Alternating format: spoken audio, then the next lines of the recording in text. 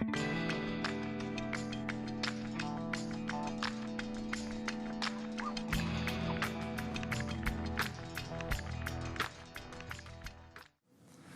guys, Justin Miller here.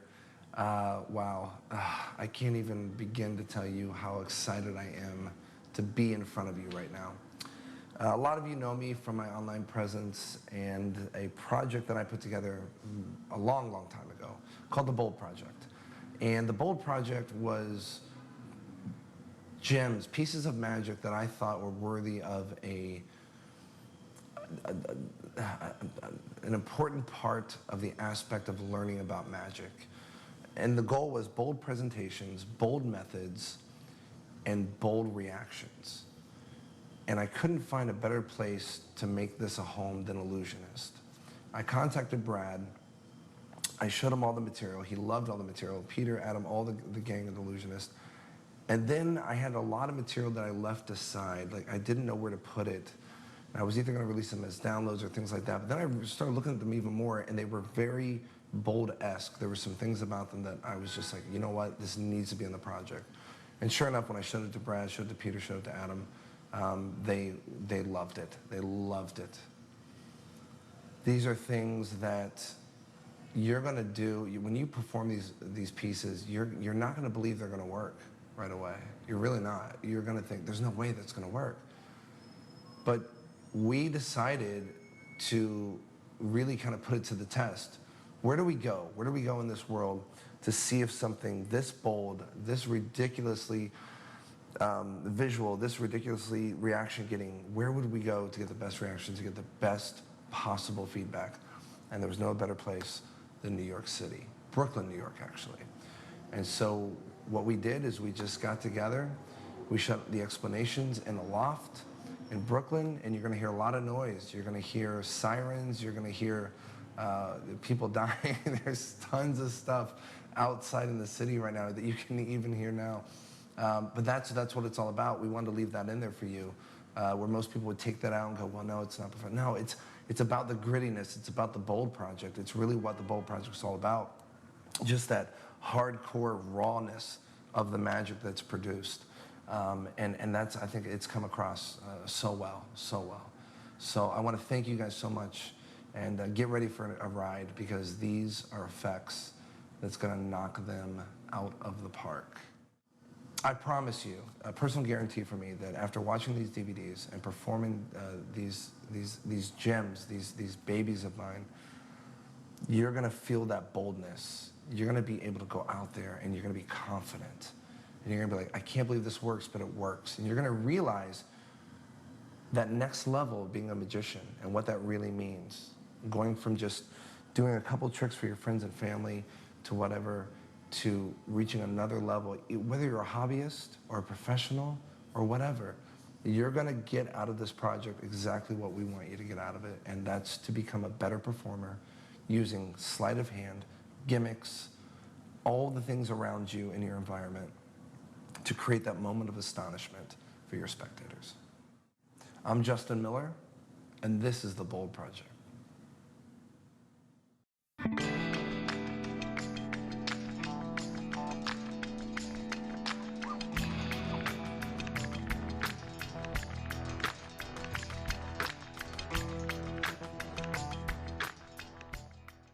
Can I show you one more? Is that okay? Sure. Cool. We won't do anything with cards right now. Cool. Thank you so much. Oh, that's kind of you. I want to volunteer. You want to help me out? Yeah. Let's try this. I have a ring here, okay? Check it out. Make sure it doesn't pull apart or anything funny. Okay. Is it good? Yeah. Okay. Let me see. She's like, let me see that thing. It's already there. All right. Because that changed everything, didn't it? Who else has rings? Anybody else have a ring? You have a ring? Let's try this. I'll try with my ring. I'm going to place the ring here, and you can see what I'm doing, okay? I'm going to make a print. Yes, an indentation. Hold on to that. And I kind of press too hard there, you can see. But you can see that indentation, right? I'm going to do another one. Ah, geez, hold out your hand. Let's try this. Watch this. Watch this. Watch. Watch.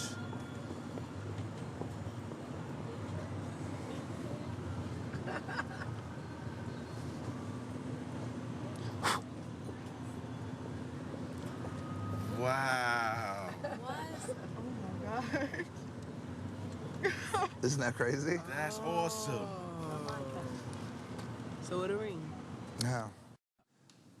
This is by far my favorite effect on this entire project. This is called Blood Link. This goes beyond magic. This goes beyond card tricks. This goes beyond. You're messing with DNA. You're messing with blood. You're messing with the human body. It's a very strange effect, and as you can see from the reactions, people just really don't know how to react with this one. It's one of those moments where if a card changed inside their hand, they would be like, oh, wow, oh.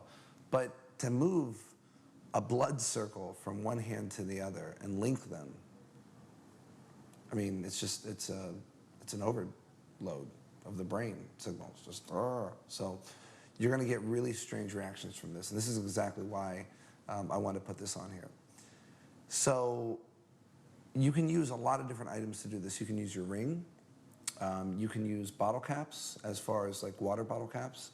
I wouldn't suggest using like beer bottle caps or root beer bottle caps or anything like that, because those edges, they're too finicky, if you will. They don't show up very well either. But a ring's perfect, okay?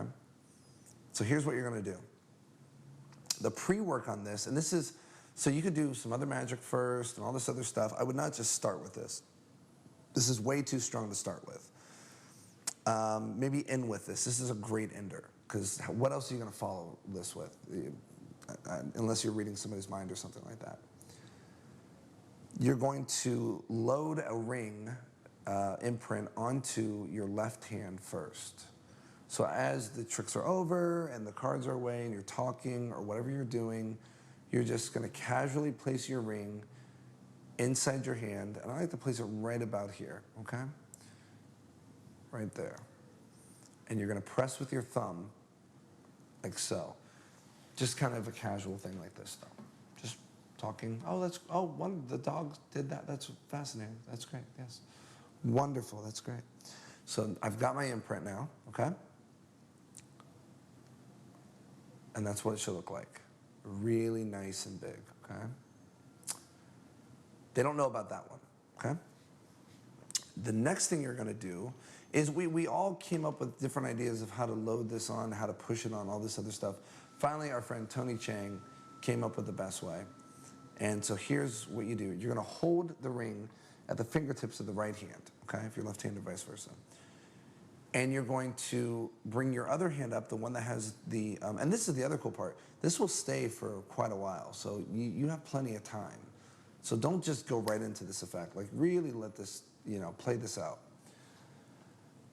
It's almost like you're gonna do a French drop, okay? But instead of a French drop, you're going to place this right there. So you see how that's kind of linked there, if you were to move that away?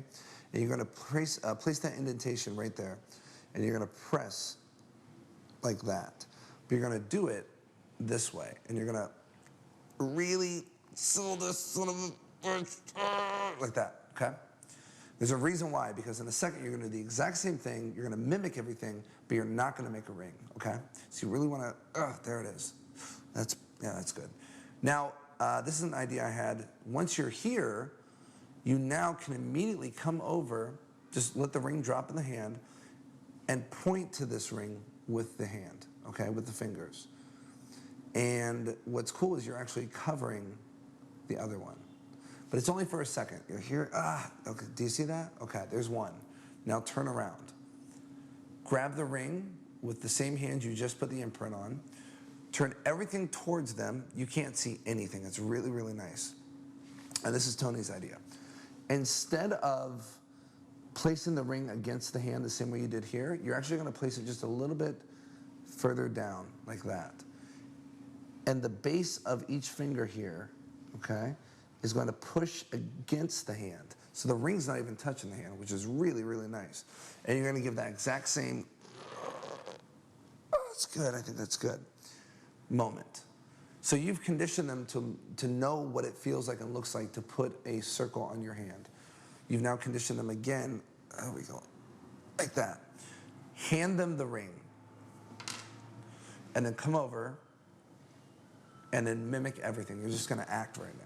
Come down, and just slowly milk this for all it's worth. Because think about it. You're grabbing an imprint out of your hand.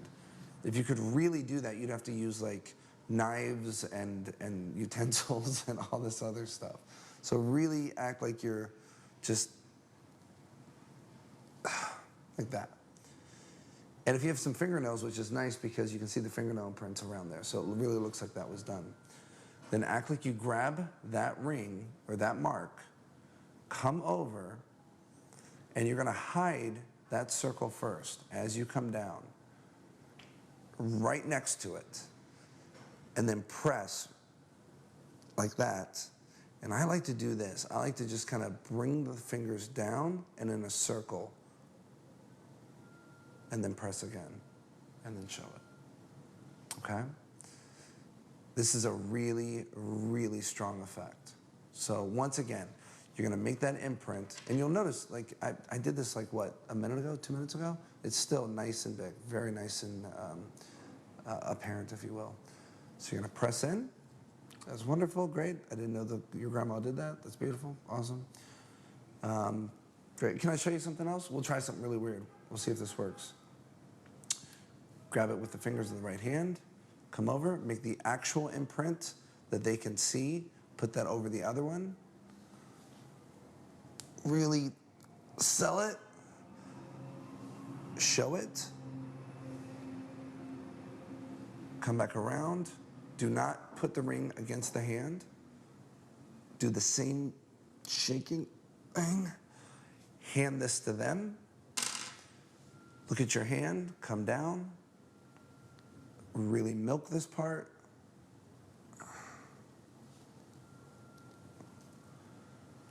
Show the hand completely fine. And this is a great moment too. They're gonna see this mark that just disappear in their mind. Switch supposedly and it's kind of a weird thing, right? It's kind of a surreal thing. You're switching what? You're switching nothing. It's the easiest retention vanish ever. Come back down. Immediately show the one that they just saw so they can see it, covering the other one. Press. And there you go. You've just caused an imprint of your hand to go from one hand to the other hand and link permanently. And have them check it out, they can feel it, all that good stuff. It's totally impromptu. It's easy to do. It's beyond, like I said, it's beyond magic. It's beyond card tricks. It's beyond, you know, think of a color, think of a number. You're messing with the human body. And it's one of those things that just is beyond any comprehension of a human being to try to figure it out. There's nowhere to go. There's absolutely nowhere to go. So that is called Blood Link. I hope you guys like that.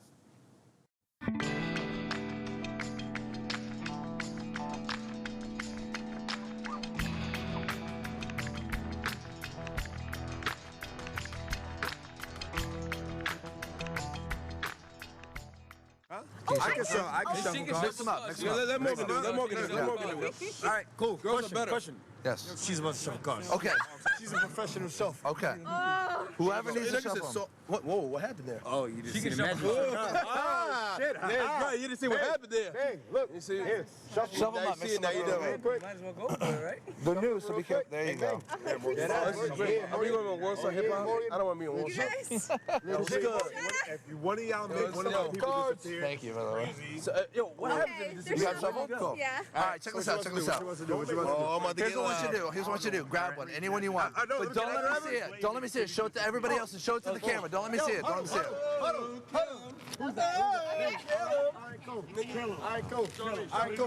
You got it? You got it? Why'd you count? You got it? I didn't count. I didn't count. I saw that. You want to Okay, shuffle go ahead. again? Do you want to shuffle then? Yeah, shuffle again. Shuffle again. Absolutely. Yeah. Mix them up really, really good. Mix them up really, really Shout out good. to my boy Terry over here. Oh, Brian. You got it? Put it in the pack. Put it in the deck. Put it in the deck. Put it in the deck. Not yet. Not yet. Not yet. Not yet. Hold on to it. Hold on to it. You got shuffle? Here you go. Here you go. Hold it face down. Hold it face down. Come here. Come here. Come here.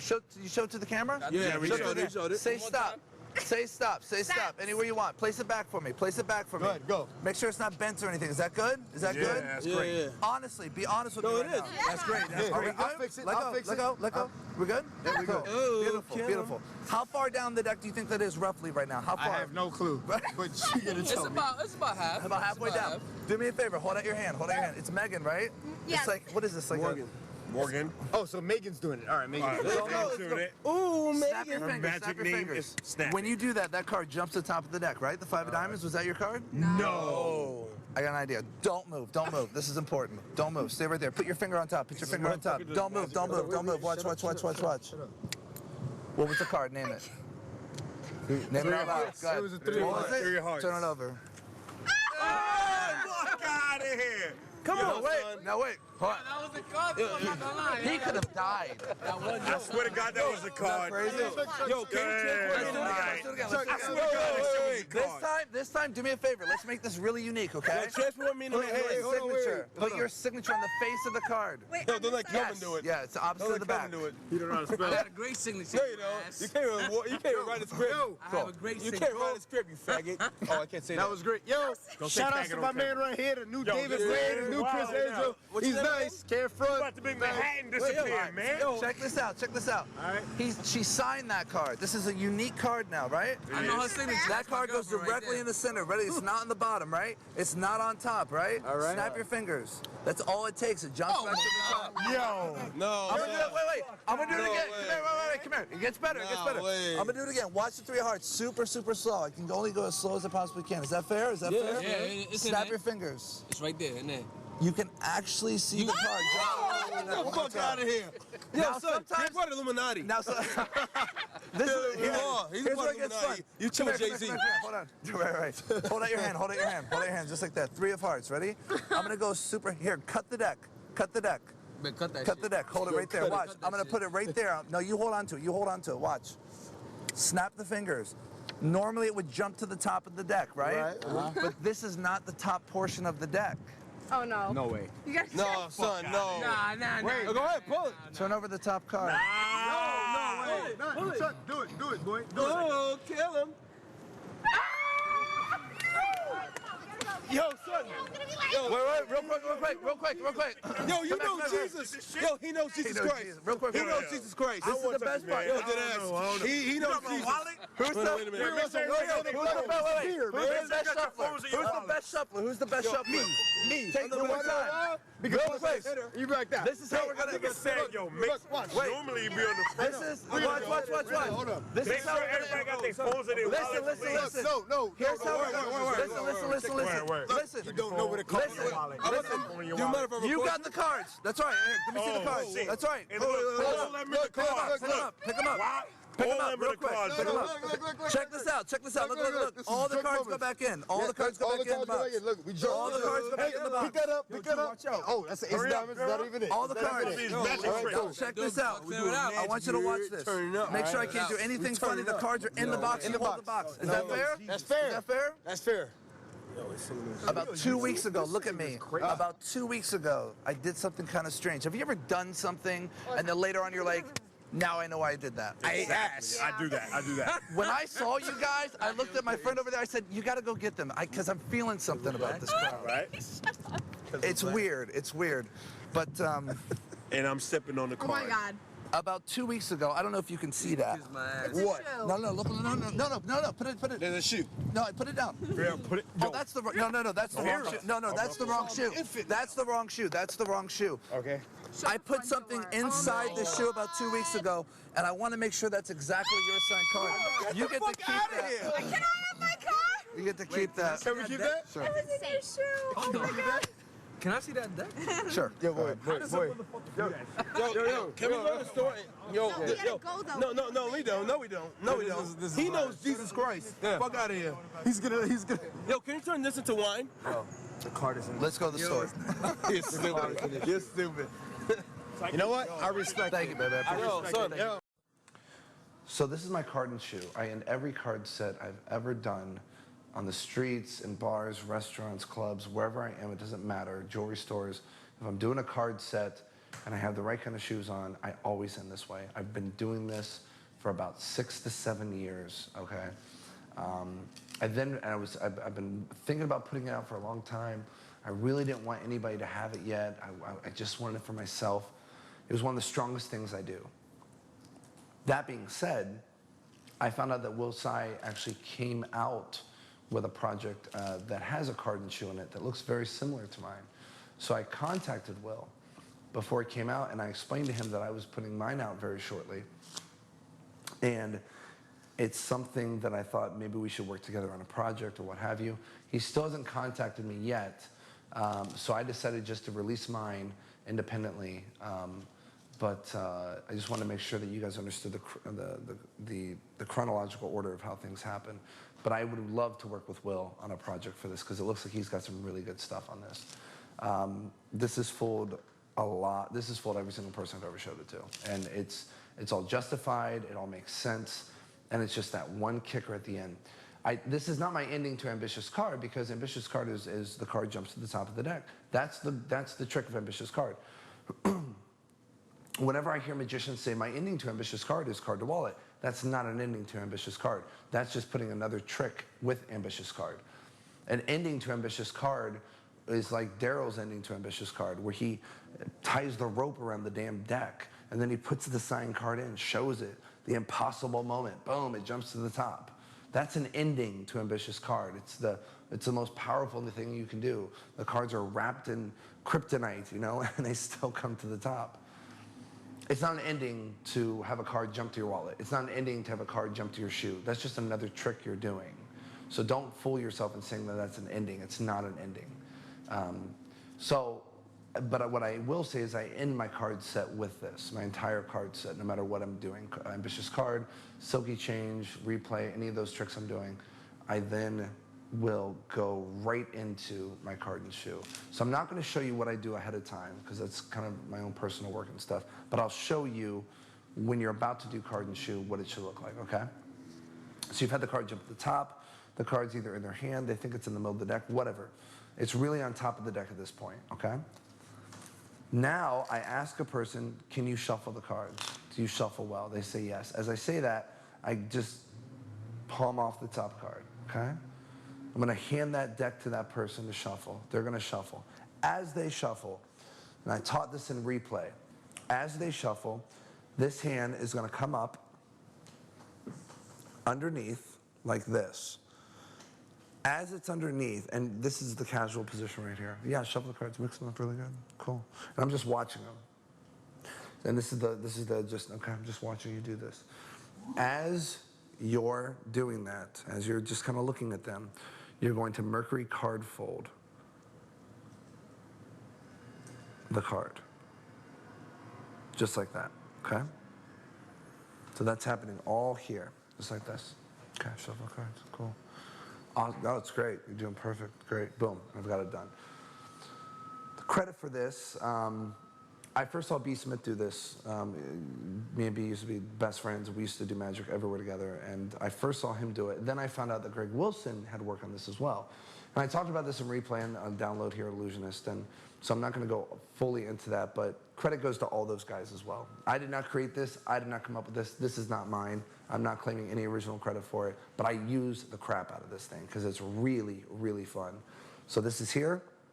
And then I just casually bring my arm out, or my hand out from underneath my arm, and I leave that card folded there, just like that. Great, you got them shuffled? Wonderful. Here, take the box, put them back in the box for me so you know nothing fishy, I don't have anything in my hands, nothing phony here. Cool. Take the box, okay, great. And then I look at somebody and I say, have you ever done something where like later, you don't know why you did it, but later on, you're like, oh, now I know why that happened. Well, there's a word for it. It's called serendipity. It's a serendipitous moment, something that seems completely out of the ordinary, an event, and a call, a loved one stops by, something like that. And all of a sudden, later on, you find out that that one little piece of knowledge of that moment in time meant something bigger. And you never could have thought, like, wow, now I see why that happened. And so I kind of give this explanation to people when I perform this. And I look at the person and I say, choose right or left, not a direction in life, but just like right or left, which one? And that's kind of a weird thing to say, isn't it? Nobody really says that to people. Choose right or left, not like a direction in life, but just, you know, right or left. And then they say it, and whatever they say, you want to make sure that you also have loafers on or some kind of shoes. You don't want sandals. Sandals aren't going to work because you don't want anything that has straps where you have to unstrap things. You want something that you can kick off like this and kick like that. That's what you want, all right? So whatever they say, if they say right, if they say left, you're going to kick off that shoe. So let's say they say left. So kick off that shoe like this, and I'll turn it. Well, let's use the right shoe, actually. We'll use the right shoe so you can see better. So the right shoe, and then I turn it like that, and I point, and I say, can you see that? And they'll look down. As soon as they look down, your hand's going to come back up like this and just grab that card as you kind of just go, can you see that? These are all very natural actions. Can you see that? Okay. Grab the card. You have it in finger palm. Pull your sleeve up. Come down. And you're going to load that card into the shoe as you throw it and you pick up the shoe just like that. Okay, that's really important. There's a nice little finesse here. So you reach in and you just grab it by the tip, just like that, okay? Now, once it's down here, I know it's here, I'm going to push down so it doesn't fall out right away, okay? And I say about 2 weeks ago, I did something kind of strange, and I'm going to tap 2 times on the bottom. As I tap, I let go with my thumb, like that, and it falls right out. They will start to react once they see that card. They don't know it's their signed card yet, but they will start to react. Slowly pull the card out, put your shoe back on, and you say, it's really strange, now I know why I did this, but I just wanted to make sure I got your signature correct. I say it this way because I want them to think that maybe, wait, could he counterfeit? Wait, how did he? No, I don't know him. So I want to hit their brain to just start going in all these different directions.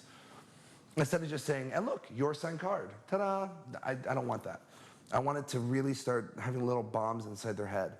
And I just want to make sure I got your signature correct. Is that correct?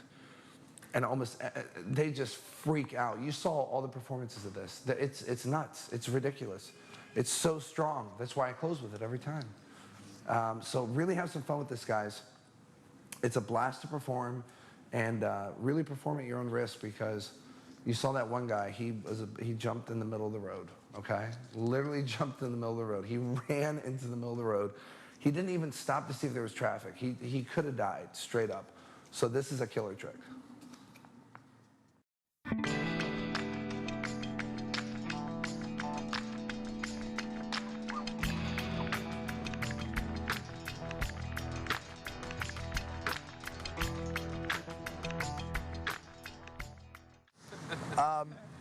Let's use another card, but it doesn't matter if you pick it. We'll just use a card, okay? 6 of diamonds, it's a good card. I have here a pen somewhere here. There you go. And, oh, do this. We'll make this simple. Right there on that line for me, if you will sign your name right across there in cursive, that would be great. I'll hold on to it so you can, yeah. All the way across. Big letters, perfect. Are you a doctor? That's wonderful. What do you don't write scripts or anything? No? All right. Not because I'm looking, I'm just, all right. You ever met this magician druggie? It was awesome. So here's what we're gonna do. We'll try this. I don't know if this will work. We'll put this right here, just for now, okay? And the card case, we'll put somewhere here. Where's it at? Where's the card case? I had it. I don't know where it's at now. Wait, forget about it. We don't need the card case. Awesome. We'll just use this card, okay? We'll do this. I want you to see this happen, okay? Sorry about that. Here we go.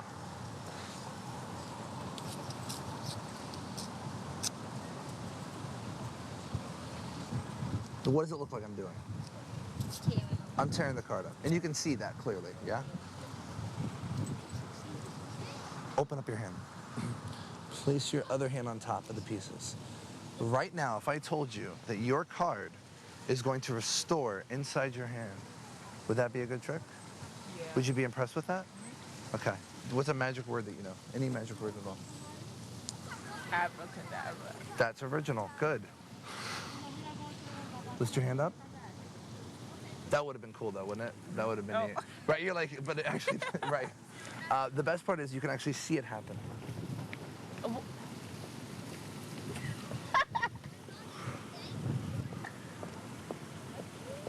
Wait, how did that just happen? It was just, That's your signature. it was just in pieces. Here's the pieces. Oh my God. So that was a really fun performance for me more than anybody because I love the kind of magic that has... I released an effect called Aftershock here at Illusionist, and the reason I named it Aftershock is because once that card is restored, it's not a moment of, oh my God, oh my God, oh my God. It's a moment of like, wait, did that just happen? And they get these tremors in succession of the oh my gods after the effect. Not exactly right when the moment of the magic happens, but later on. And throughout the night, they talked to me about it. So that's why I called it Aftershock. It was like these tremors of moments for them. This girl, if you notice, what she did was she didn't respond right away when that card was restored. She waited. I restored the card, boom, and all of a sudden she was like this. I saw her face. It was like, wait, what? It was that great moment, and I love magic like that, where they don't really know what they just saw, then all of a sudden the emotions and the feelings just kick in. And you could tell, she even said, I'm scared. Like, I'm scared. That's the kind of magic that I really like to perform for people. And as you'll notice, like throughout this entire project on Bold, that's the kind of magic I've created for this project. It's specifically designed to get those kind of reactions. The oh my God reactions, the Aftershock reactions, the I gotta go to church now moments. And I think that was one of my favorite performances so far in this project, where I got to feel the magic as well, not just them. And whenever you as a magician can feel something when you're performing, that's like a bonus. So originally I was going to put this in on the massive download thing we did at Illusionist about 3 months ago. But after showing Brad and the crew Aftershock and another one, they decided that Aftershock was probably better for that. I did not show Descent to them. And it was one trick away from actually making it to the downloads. And I'm actually very happy, we're all actually happy that it did not make it to the downloads, because this is a really strong, really visual, really powerful, really memorable tournament sword card that happens right in front of their face. I can't stand piece-by-piece restorations. I hate them. I can't stand them. I think they're like coin tricks when you're saying, here, watch me pluck a coin from my sleeve and watch me do that. It's not magical. It's something to watch, but it's not magical. There's no magic behind it. You're not creating a moment for them, you're creating a moment for you. And so I like the restorations that happen instantly, or in their hand, or things like that. And so that's why I created this, okay? So what you're gonna need is you're gonna need a dupe for this. So I've already set this up, and it's a real simple setup. You're gonna take one of your cards, and you're gonna draw an X with a line. And you're gonna draw your name, write your signature, initials or whatever on top of that. You're then gonna take 3 pieces of double stick tape, permanent double stick tape, and put them one at the upper right-hand corner, one at the bottom right-hand corner, and one at the bottom left-hand corner, okay? Now, immediately it's gonna be pretty sticky, and this is why you want it permanent.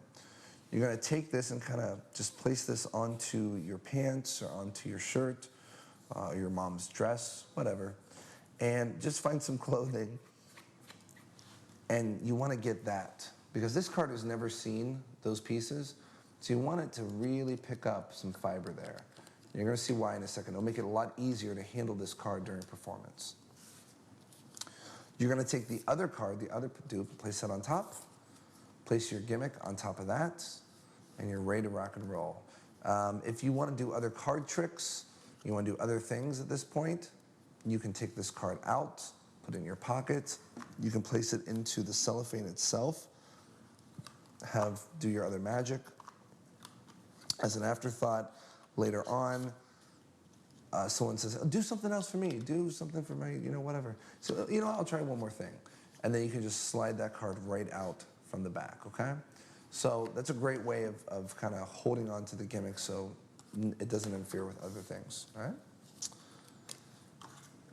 You're gonna force this card, and I would just suggest a simple riffle force. They say stop, lift up, cut the pack to the bottom. Your gimmick's on top now, here we go. Turn the 2 cards over very naturally. And this is really nice situation here because of the double stick tape. You can very casually show that card. You can pirouette spin it, you can throw it at people, whatever you want to do. I wouldn't throw it at people, you wouldn't be able to do the trick, but you can just handle it very nicely, okay? You don't need to handle it with any kind of trepidation or anything. You're then gonna take a pen and you're going to write or draw the exact same line you did before, pretty close to it, and have them sign their name on the card. So we'll put Peter. Now I like to have them sign it like a signature, so it's like cursive. That's kind of important because that's what I've done with my decoy here, okay? And sometimes they don't because they don't listen and they're bad spectators. And you say, bad spectator. But that's okay. Most of the time they do. So just do an ambitious card at this point or something like that. Now, this is a really important point that I want to talk about. You'll notice in one of the performances, something really interesting happened. I talked about this briefly on the audience management part of this DVD, but it's worth talking about again. I was doing something completely different. I was doing a filler routine to get into Descent, and I don't know how it happened, but the lady actually picked the decoy card. She picked the one with the double stick tape on it. It was already signed, it was everything. And I was like, here, take a look at that card. And she looked at it, and she didn't say anything about it. I know when she showed it to the camera picked it up, you guys saw, like, you guys were probably thinking, like, what just happened? That's probably not supposed to happen. And it wasn't supposed to happen. And I started asking myself, well, why did that work? Why was I able to get away with that? And I think there's a couple reasons. I was very confident in what I was doing. And when you're confident as a magician, they're gonna go along with you. You're the leader, okay? And you don't wanna be the lemming. You don't wanna follow. You wanna be the leader when you're performing. So I was a leader in that situation, but I also at that point, I didn't explain what was going to happen. I just said, take a card.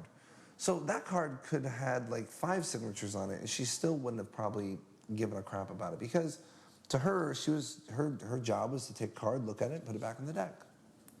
I never said there was double stick tape on it. I never said there was writing on it, and therefore, I think that's why it worked more than anything. When she picked the card and I looked for it in the deck, I realized I really thought I was losing my mind. I thought I brought another deck or something. And sure enough, Peter had told me that she actually took the other card. But it worked. It worked really well, and we were still able to go through Descent. So if that stuff happens, don't call it out unless they call it out, okay? Unless they say something, unless they, hey, wait a second, then call it out, then obviously, make a reason for it. But if they don't, once again, it's cliche, but don't run when no one's chasing you. Just don't do it. You'll get tired. Your shoes will get worn out. So back to this. I just thought it was a good story, though.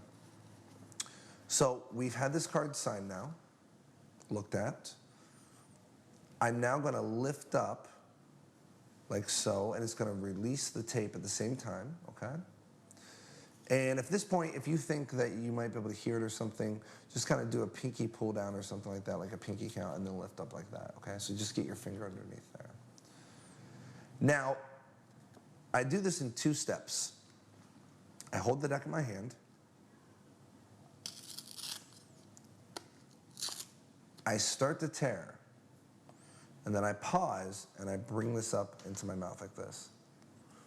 As I do that, I'm now going to take the cards, and I'm going to place them, I'll put this down. I'm going to place them inside the box, face up. But, and this is important, I'm going to hold back this card. But before I do, this is the most important part. So all this is going to happen while the cards go in the box. I'm going to shuffle the cards for a second. So this is happening here. And so you could have selected any card you wanted to, yeah? Okay. We'll actually get rid of the cards. And that's the reason. Justification is I want to get rid of the cards right now so you know I'm not doing anything funny because what's about to happen is really crazy. And you can say something like that. There's no reason you can't. And I've just loaded that card underneath, okay? It's a real simple thing. Cards are here, hold a break, close it up. You're great on pretty much all the angles here, and then just close the box up. Take the box and place it in your back pocket. When you place it in your back pocket, put all the entire box in your pocket, like so, except for this card. This card's gonna stick out like that, okay? That's where that card goes, and this is in the pocket. I then come back. Remember, the Sharpie's still out, and this is important. The Sharpie's gonna be the last thing I need to put away before I do the restoration. But I'm gonna use this action to steal that card. Tear, okay? Here's our situation. I'm now gonna place the two-sided double stick tape part over on the one single one. Push together, tear. Now this is a really nice display here. I'm now going to tear and rotate at the same time as I do that, okay? So all I'm doing is I'm tearing while it's still connected. I'm gonna turn these two pieces over for a split second, and then I'm gonna turn this piece over, hiding the tape with the finger, and then revolve that back around.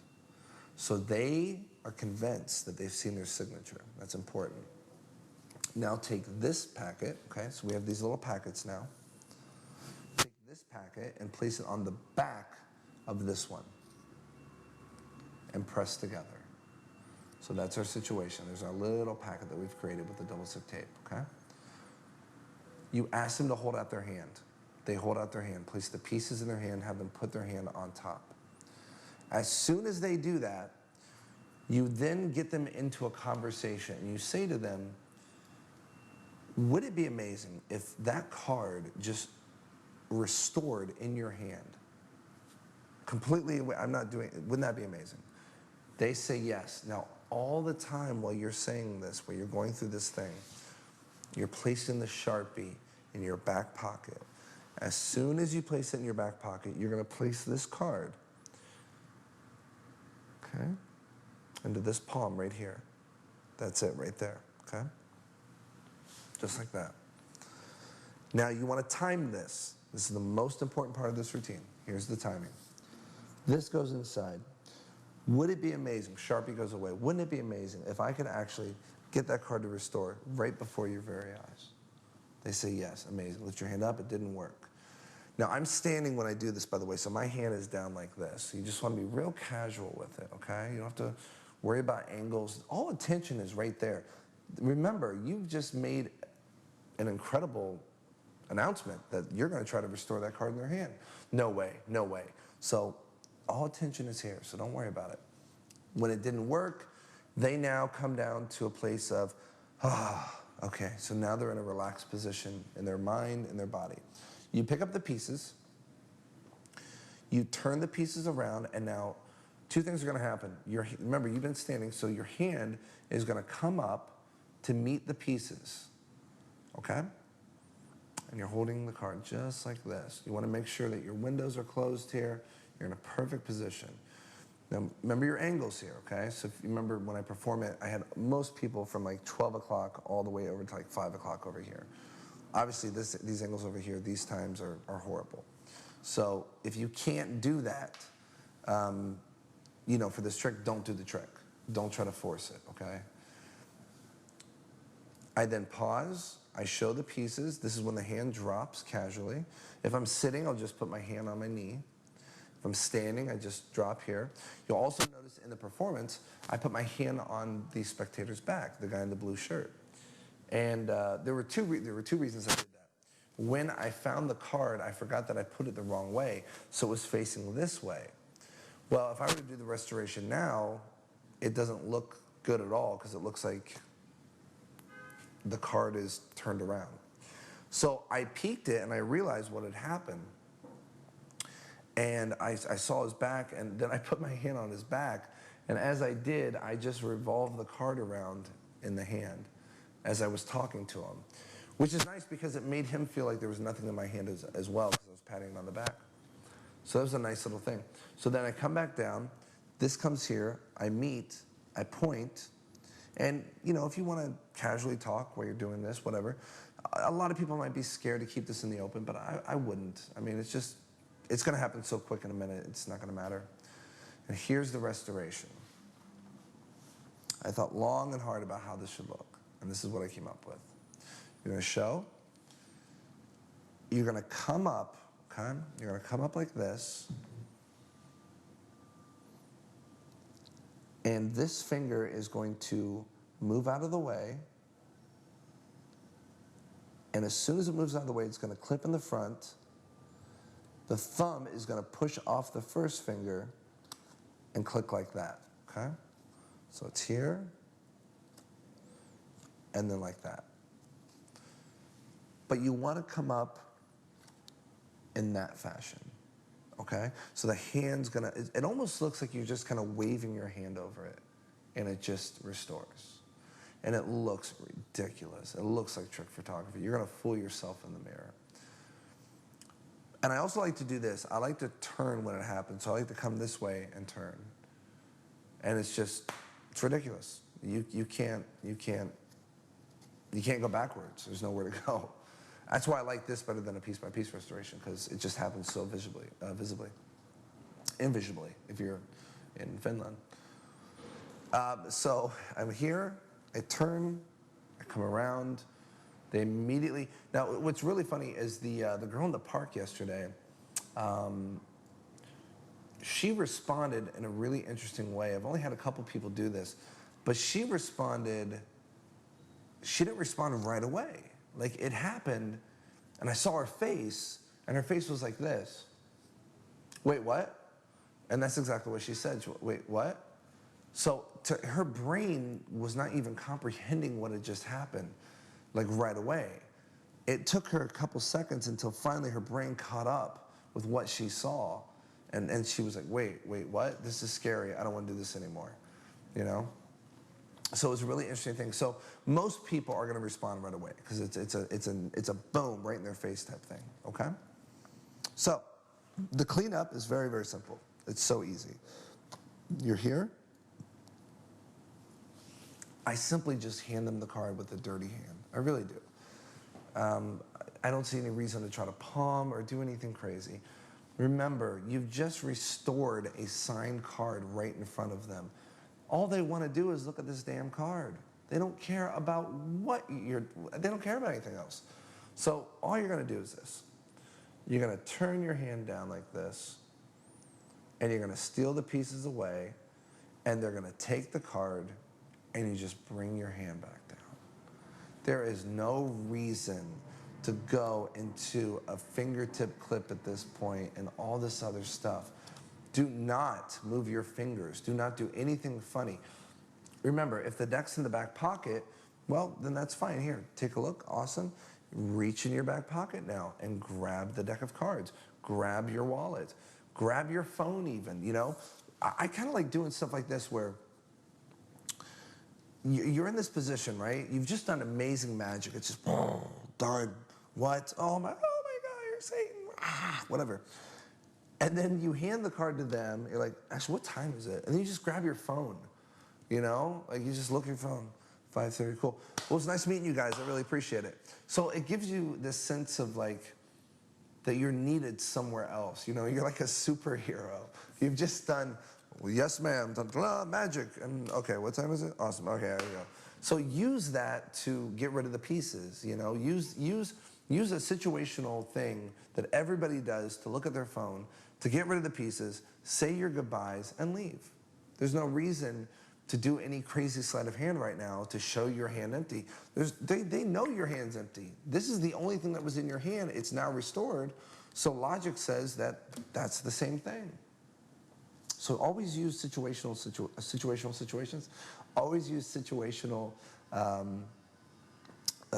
what's the word I'm looking for? Situational moments to really do the dirty work right under their noses, because that's really bold.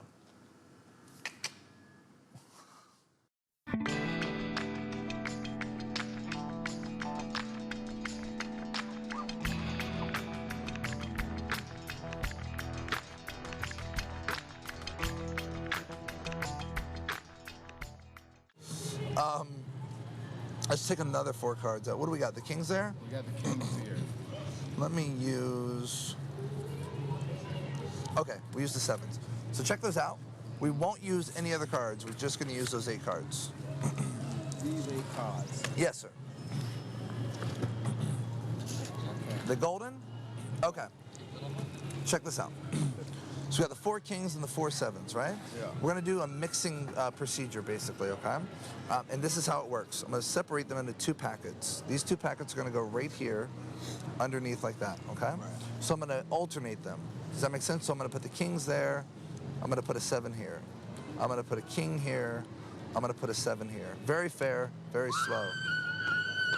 Was that the bomb scare? A king here, a 7 here. You get the idea, right? King here, 7 here. Basically alternating the cards, okay? I'm not going to disturb the order, okay? Hold out your hand for me. But I am just going to take the top 4 cards off, okay? And we have an alternate situation, like I said. We have kings, 7, king, that, and so forth, okay? You hold on to that, right like that. And I'm going to hold on to these. Now, pick a packet. Which one do you want me to use? Doesn't matter. And like I said, they're alternating. 7, king, 7, and so forth. Pick a packet. This one. Okay, now watch what I'm going to try to do. I'm going to try to get the cards to separate. So I've got the 7s there, and if this worked, inside your hand, check this out, you should have the 4 kings. That's crazy. Is that wild? Man. Let's do it again. Let's do it again. That's crazy, man. This time, we're going to do something a little different. You're going to decide which packet to use, okay? So we have the 7s and the kings, yeah? Sounds like a old group or something. 7s and kings, which ones do you want to use? Which ones do you want to get rid of? I want to get rid of the kings. Why? Is there any reason? No, I'm just trying to get rid of the kings. Just angry at the kings, Yeah. royalty and stuff, right? Here's what we'll do. Fair enough? Right. Good. So that, of course, leaves us with just the 7s, okay? Now I'm going to try to do it again. I'm going to try to get these cards to change places. But this time I want you to see it happen. It looks something like this. So if those are the... That's insane, man. So if those are the kings, then over here, we should have the 7s. That's sick, man. Oh, thank you, man. I appreciate that. That Thank was you very good. much. That was good. Oh, thank you very much. That was good. So this is a really neat 8-card transpo. It has an oil and water feel to it, but it has a transposition to it too. It's really, really fun. Take out 8 cards, face cards and spot cards. So we use kings and 2s. And you're gonna ask them which pile they want. It's totally up to them. As you say that, you're going to square the cards up and you're gonna get a break under one of the spot cards, okay? So spot card from the face. So I have a break below 5 cards now, the 4 kings and the 2.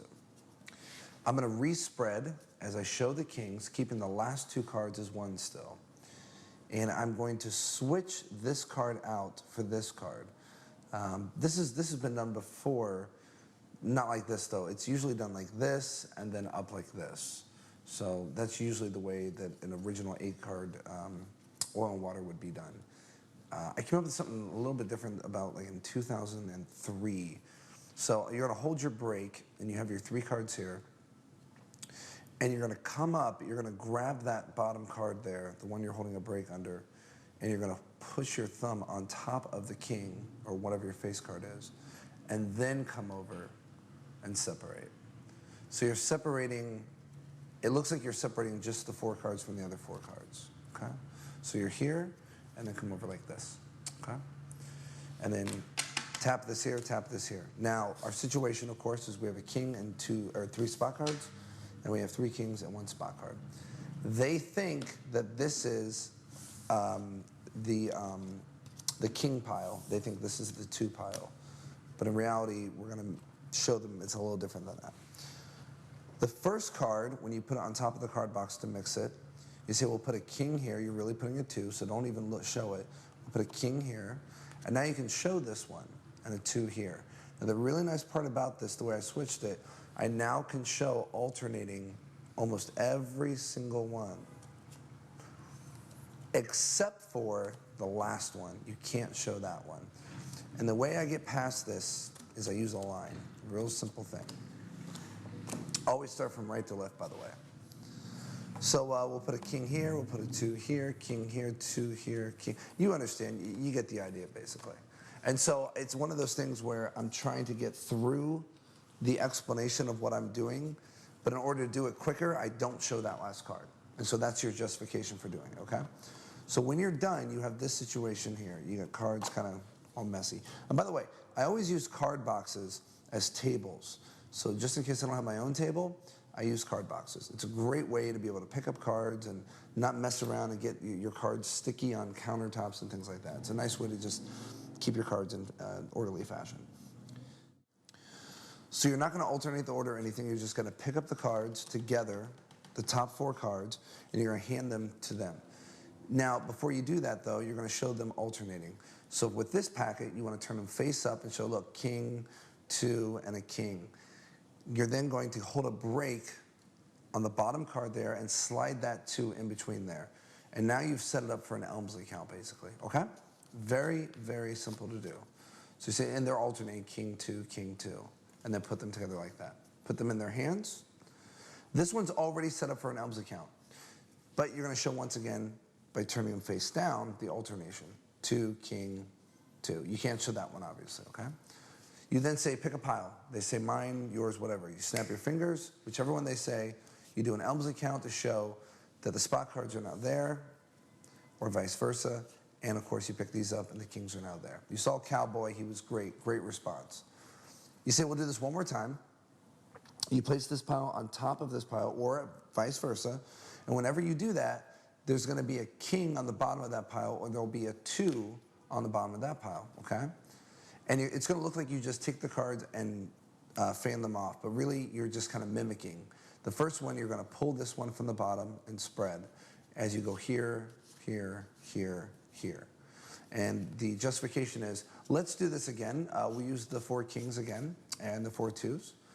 Now you're going to do Kinner's 4 for 4 switch, but you're going to do it for a 4 for 3. Hold a break below the top 3 kings. Show the 4 2s. Do Kinner's switch. Okay, great switch and totally out of control. And that's going to put those cards underneath as you turn over.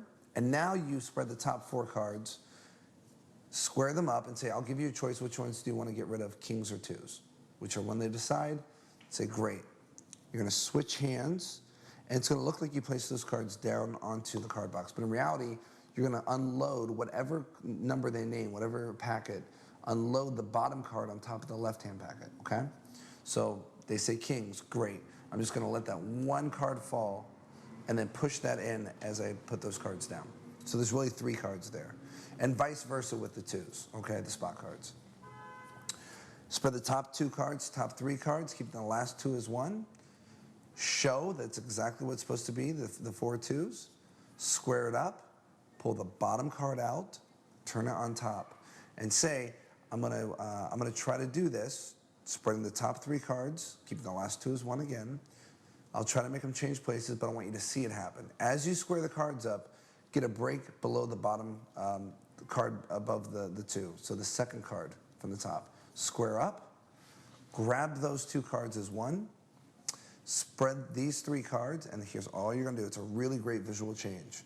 You're gonna come up like this, turning this packet over, okay? So here.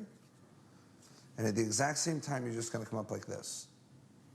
So it looks like the cards change, visibly, impossibly. So there's the 2s, we'll try to do it. Boom, there it is. Place these 2 cards underneath, square up. I've never had one person reach over and pick those cards up, okay? So now you're gonna hold a break on the bottom card here, and you're gonna pick this up, side jog though, so they can still see, but you're holding your break still. And you're just gonna swing these cards into the hand. So these 3 cards plus that 1 card go right into the hand as you drop these cards and spread. and show that these are now the 4 twos, okay? Now last sequence, one more time, very quickly. Remember, 3 kings are here. Here's our twos.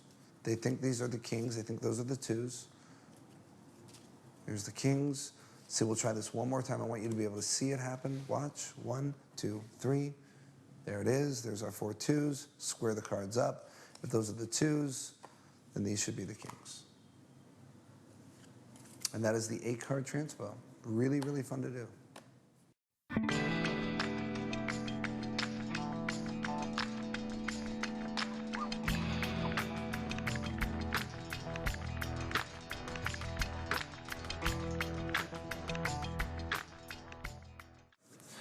So this is called Torn Abroad. You ask to borrow a bill, and you ask them if they know the classic magic trick where the magician cuts somebody in half, usually an assistant, a woman.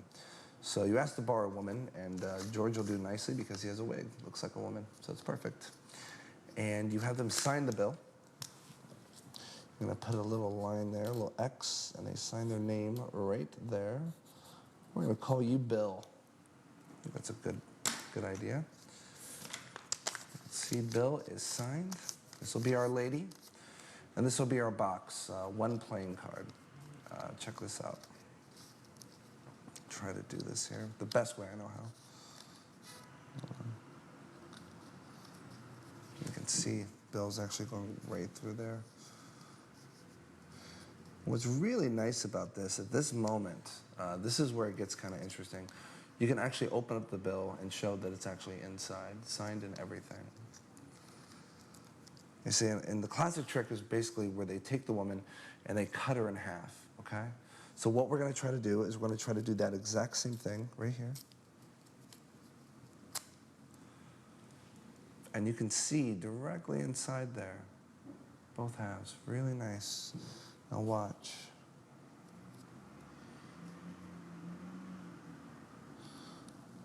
You put the pieces together right about there, watch.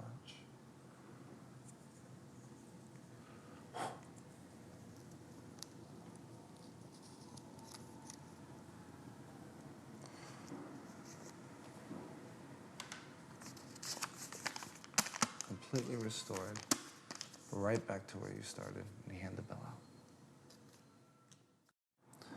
So this is Torn Abroad. It's a really fun torn and restored bill that can be done on the kind of an offbeat feeling, but I wouldn't do it everywhere, for every person. I would pick and choose who I do this for, but it is a really neat method, and that's why I like this. It's on the Bold Project. You're gonna make the gimmick. The gimmick is basically part of a dollar bill, okay? So you're gonna fold a dollar bill in half like this, okay? Long ways like this. And then you're gonna cut right there on the O, and then right there on the D. And so we're gonna use our X-Acto knife to do that.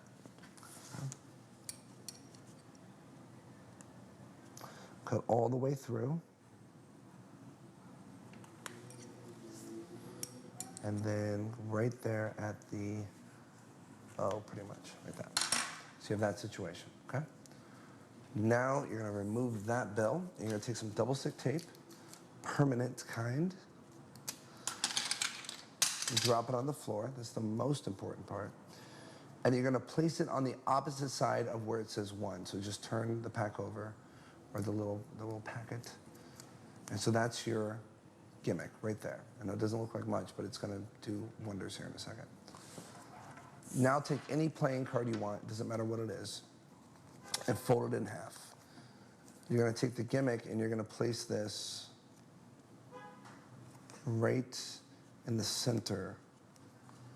So it's off center from the left, but it's in the center on the right, okay? So that's what it looks like, right there. You're now gonna turn this over and you're gonna use your X-Acto knife to make an incision on this half of the card right through there. So you're gonna turn this over like this. And right before it hits the bill, you're gonna make an incision. Not all the way down. The goal here is to be able to fit a borrowed bill through this hole. So you want to test this out. So I need to make it just a little bit more deep, just a little deeper, just a little bit. So we'll come down this way. Right there. And this is nice too because it's a score for when you actually tear the card. Okay? So I should be able, with ease, to be able to slide that bill right through there, like that. Great. So now we're ready. I don't keep this in the deck because it's not a card trick. I don't keep it in a black wallet or like a secret wallet or something like that because it's not a packet trick. I just simply put it in my wallet or in my pocket. And I say, I'll show you something. You remember the trick where the lady gets sawed in half? Yeah? We need a lady. And I can just flash this. I can just cover it as I'm talking. We need a lady for this. Actually, give a bill, like a dollar bill. And I'll show you why it's a lady. And then, of course, show that George is wearing a wig. That might get a laugh, okay? Close it up. Have them sign their name. But you're going to draw an X and then a line. Now, before you do that, over here, right above the O, draw an X and a line. And then put your signature, start your signature in any way in cursive. That's fine. Right there, okay?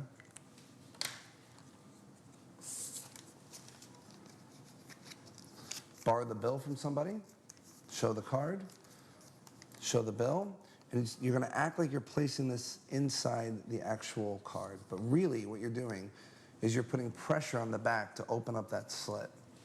And as soon as that slit's open, you're going to slide that bill inside there. So it looks like you're threading like this, and then just start pushing like that. And it doesn't have to look perfect, that's fine. So once you get to this point and this starts coming out, you can now turn everything to show that it's actually going inside, and they can literally see it's going inside there. No joke. Now you want to get this to about the center, because what's about to happen is you're going to show a really nice display here. Also, you'll notice this is very loose in the back, so you want to make sure that your thumb is pushing against this, or your finger is, so it looks the same as this one, okay? Once you're in that correct position, you now can bring your finger up into the middle part of the front, okay, of the front, like this. And then just by lifting up here, look at that, it's so perfect. It's just a casual thing too. It's a real quick thing. So you're here and you're gonna hold it like this, okay? So you bring your finger up like this, open the card up, and you're gonna hide this portion over here, and remind them they signed the bill and they can see it's inside that card. Close everything up. And as you close everything up, here's what you're gonna do. As you close everything up, here's what you're gonna do from behind. Your thumb is going to push that bill over and underneath your hand like this. But you don't want to make it look like you're doing something funny. So the point is, you say, I want to find the center. I think it's right about here, and then turn back around. Okay? So once again, you're here. You've shown the bill. I want to find the center. I think it's right about. And then you've already done everything. So now you're in position. Okay? Now rip exactly down where that line is that you made before, like so. Now you're going to turn your hands, very small angle here, okay? Make sure nobody's behind you, obviously. Your pinky is going to kind of move out of the way, and it's going to be able to show a bill inside there. Okay, so everything looks copacetic right now, pretty close, okay? So you're here, show it, and now you're gonna bring the pieces together and kind of rub for a second. Do it one more time. I thought like a lot of different ways of doing this, and this is the best way I found. Come forward. Now you're going to bring your hands down like you're folding the card, okay? As soon as they touch, like that, you rub, and then this thumb moves out of the way. And by the time that happens, you're now in this position. Okay, so let me do that again. So here,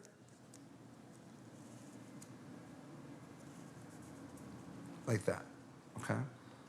So it doesn't look like you've done anything except take these pieces and put them together. Now your thumb of each hand is going to grab a hold of each corner of the bill. And you're going to just open it up. Pause.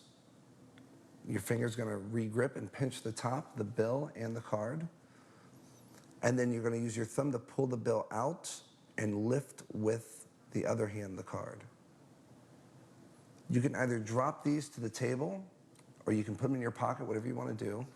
Milk this, show it's restored. And I actually like to just hand it to them to see if it's restored. It's their sign bill and all that good stuff. If this is on the table, there's a nice subtlety you can do now. You can pick these up and you can revolve this half underneath. And this is gonna hide the bill, okay? And then just do a frustration count with the pieces. So show one, drop the top one, show the bottom one, drop that one. So real simple, and if you're doing it for magicians, this is a nice little throw off. So once again, you're here to there. In full speed, you would just pick up the pieces and show them like that. And then just throw the pieces away. Or repalm this or something and then put this on a new card. And that is Torn Abroad.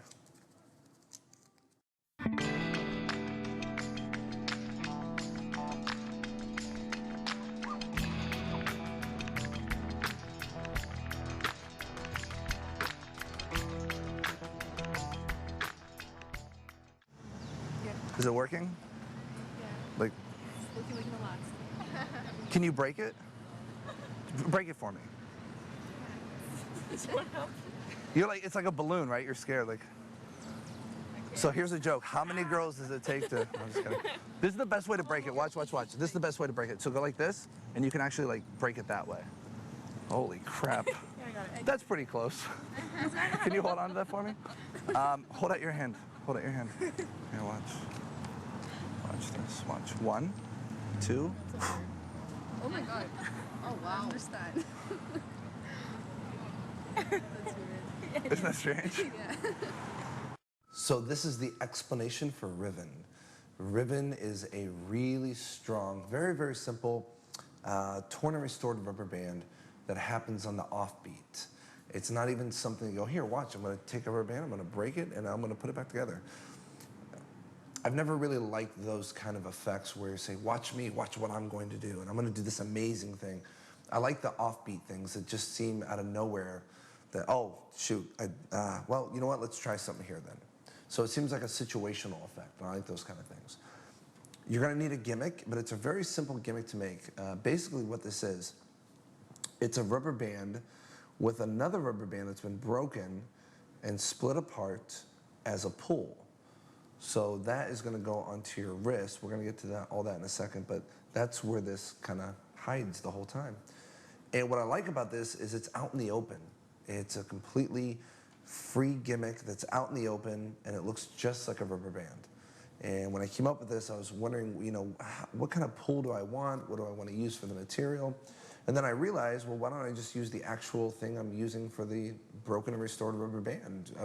Why don't I just use that to camouflage it? And so that's what I've done here. So you're going to take 2 rubber bands, and you're going to break one of them. Like that, okay? You're going to take the other one, and you're going to loop it through, just like that. And then just tie this off. And then one more time. I like to go twice. No, not 3 times for me. I like twice. And that's your gimmick. Now you're going to say that is a ridiculous gimmick. Well, you're going to cut that off a little bit more. And this is an important part. You notice how that's curving right there? You want to make sure that when you break the first rubber band, you don't break it in the middle of this part here, because if you do, then at the end, you're going to have this piece, and it doesn't look good at all. So you want a straight piece. So you're going to hold your bands like this, okay? You want to get them as even as possible. And either use scissors or X-Acto knife or your friend's teeth or your teeth, and you're just going to break those right there. So there's 1, there's 2. And there's our gimmick. And I've never had one person go, I saw what you did there. You got another rubber band with another, no, ever, not one time. The other thing you're going to need 2 more things. You're going to need a long sleeve shirt or a long sleeve That makes no sense. Long sleeve jacket, of course. All jackets are long sleeve. A jacket or a long sleeve shirt, okay? And you need some kind of stopping point. And I use my bracelet for this, okay? So I've got this bracelet at a jewelry store, a very simple bracelet, but it has these protruding objects here, obviously, and it's going to stop the rubber band from actually going any further. And let me explain what I mean here. If I didn't have this on, and I was doing the routine, okay, the same way as I did before on the street, I'm in this position. Now, you'll notice right away something's really wrong here. This is going over. It's hurting my hair. It's not a fun situation for me right now. And that just is not, we won't stand for that. So you want to make sure that whatever piece you have, whether you have a watch or a bracelet, a leather bracelet, whatever you have, it's going to go on the back side of it. So now when I pull this part underneath, look at that, it stays right there, okay? So it's a stopper. It keeps it in place. That's the key to this thing, to make sure they don't see exactly how this is done. And that's going to go onto your wrist, your jacket's going to go on, or your shirt's going to go on, and you're ready to go. Then you're going to, I like to lead in with this with like a Crazy Man handcuffs or some kind of routine where the band doesn't break. It's a really, really great way to lead into this. So you're going to take the rubber band back from them, and you're going to hand them the other one. So let's say you've done Crazy Man handcuffs at this point. So they got one, you got one. Have you ever tried to break a rubber band, or has they ever broken on you? They're going to say yes, of course. You say, here, try it, try it. Now, as you're saying try it, here's what you're going to do. And I'm going to use this one just in demonstration here, okay? So we'll pull this apart. So this would be a normal, everyday rubber band that you just used. Right? You're going to place this in between your fingers like this. These fingers are going to come in like this. Now, all this is happening as they're trying to break the rubber band, and it's like in 2 steps that you do this. You're going to reach over, you're going to grab that piece, okay? Now, this really has to do with audience management here. You want to be very understanding of what's happening. While you're giving them a command to try to break the rubber band, all attention is on them, okay? Because they're going to go, all that stuff. You have plenty of time. Don't try to fumble. Don't, just very casual. Yeah, break yours. And then I pause, and I just get in a relaxed position, and I'm going to grab that right through there, okay? So I'm going to grab it like that, okay? And I'm going to bring this up. My thumb is going to hold on to the knot part, cover it, and then immediately I'm going to stretch those 2 pieces like that. And I'm going to keep it moving, just kind of keep it moving like this. So as you can see from behind, that's not a good angle. Obviously from the front, it's a great angle. So you want to really position them when you're performing. I like to make sure that the audience is anywhere between like 12 o'clock all the way around to about maybe 5 o'clock over here. It's a good position, especially when you're about to restore it on their hand. You want everybody kind of on this side. So it's a real nice moment here. So I'm just kind of keep going like this, and is it breaking yet? Is it breaking yet? Notice what I'm doing. When I'm going, is it breaking yet? I'm actually coming forward, and I'm kind of hiding that thickness at the same time. So it's a nice moment here where you're really just kind of just nonchalantly doing this. You're not making this a move. It's really important to remember. And one of the reasons this is on the Bold project is this is a very bold situation right now, because it takes a lot of guts to have this pull and to have this band and all this stuff, but combined together, it's a very strong piece of magic. So no matter whether they break their band or not, you just act like you're going to break yours. Now what you do is you're going to come forward and back. The left hand comes back, and as soon as it does, it lets go of those 2 pieces, like that, but at the same time. So it should look like this, like that. It looks like it's broken. Now, I've debated a lot of magicians on this, like, well, it doesn't look like it's broken. That's a magician thing. Spectators do not go around breaking rubber bands and then comparing them to other rubber bands broken around the office. They don't do it. You know why? Because they have a life and they're not magicians. So you have to understand something. Stop thinking like what you're trained in. You have to understand that. Stop thinking that way. Spectators don't know what it looks like to break a rubber. They don't. No spectator just grabs a band and goes, okay, I broke it. Now let me break 5 more and see what that looks like. They don't do that. All they see is this, and they hear it too, which is really nice. So you say, oh, actually, you know what? Actually, can we? So I pause, act like I messed up, like I didn't want to break it. So you break yours. I don't want to. Oh my goodness. I got an idea. And then you have them hold out their hand like this. This is the best part. I thought about different ways of doing this. It looks great on a deck of cards. You can do it on a wallet, but it really, really sells on their hand. Have them put their hand in the band like so. I like them to turn around like this. And now all you're gonna do is you're gonna let go of the band and you're gonna let go of the pull at the exact same time. Now remember, you're wearing long sleeves, so you can't see anything. It looks like that damn thing just restores. It's beautiful. And what I love about it is that you're in a great position right now. And like I said, right now, I have the gimmick right in front of them. I've never, ever had somebody go, oh, well, what about that band on your, no. Because I've had other bands on my hand when I'm doing Crazy Man handcuffs or other tricks like that, or light speed. So they camouflage in, okay? So once again, we have our gimmick, it's all set, and they're trying to do their thing at this point. I've loaded this gimmick on. I've accidentally broken the band. I say, you know what, let's try this.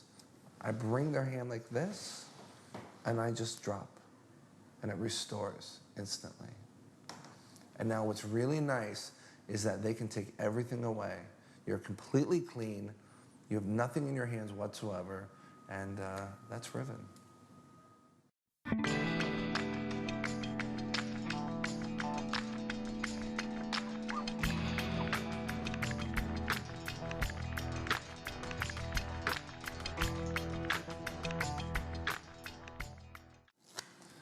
Okay, so here's the original Drunken Monkey move.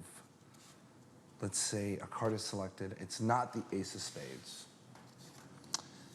Goes in the middle of the pack, and as it comes back out, it changes to the right card, the Ace of Hearts.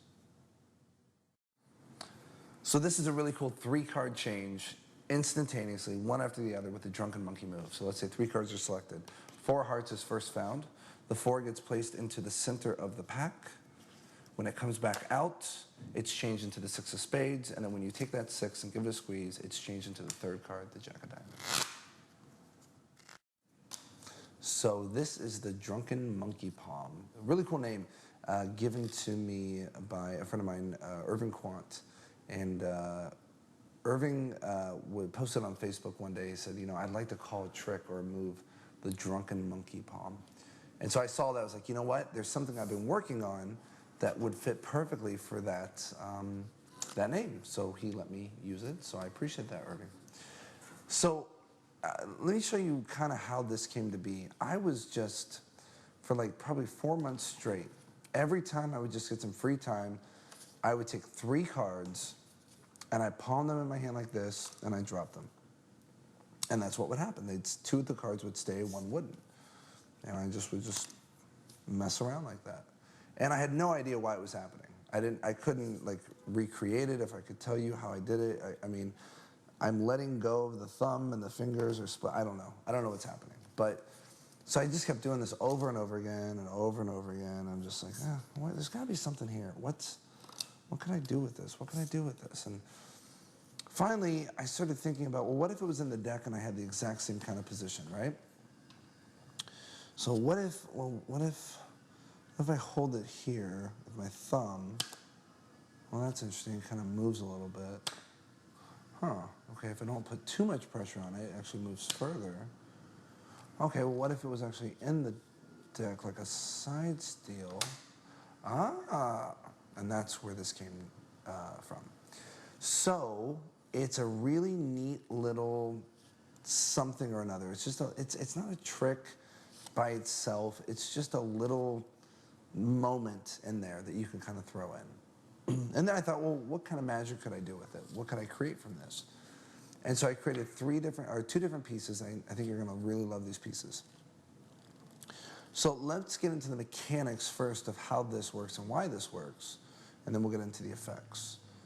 So every time I've ever seen anybody who's a great card person do a side steal or do some kind of palm into like a full palm or into like a bottom palm or something like that, they always put the card in like this, and then almost every single time they do this, they turn the card first so you can clearly see it's being turned. And I get why they do that, because you need to get it in position. So I came up with a really interesting thing that it looks like you're pushing the card directly into the center of the pack, but you've actually placed that card side jogged. More than side jogged, actually. So here's what's happening. The fingers are going to come up, and you're going to push down on that card, okay? The forefinger needs to be in the upper right-hand corner of that card if you're looking at the card this way. Now, your forefinger of your right hand here is going to come down like this. And notice what's happening. If you put pressure here and pressure here at the same time, it's going to start turning that card, okay? But I don't want just that, because it looks like it's not going in straight, okay? And I want to get away from that. So if you combine the other three fingers at the exact same time, it looks like that card goes in all the way. All right? And that's how I do my side steals now. So it's a real simple here, and that's it. And now I'm in position. And you can go right into a palm at this point. You can either palm the card off, you can side steal to top or bottom, whatever you want to do. But for demonstration purposes and for this explanation, for this drunken monkey palm, we're going to actually do something completely different. We're going to push it in, and then what we're going to do is we're going to take our pinky. It's going to contact the upper right-hand corner here.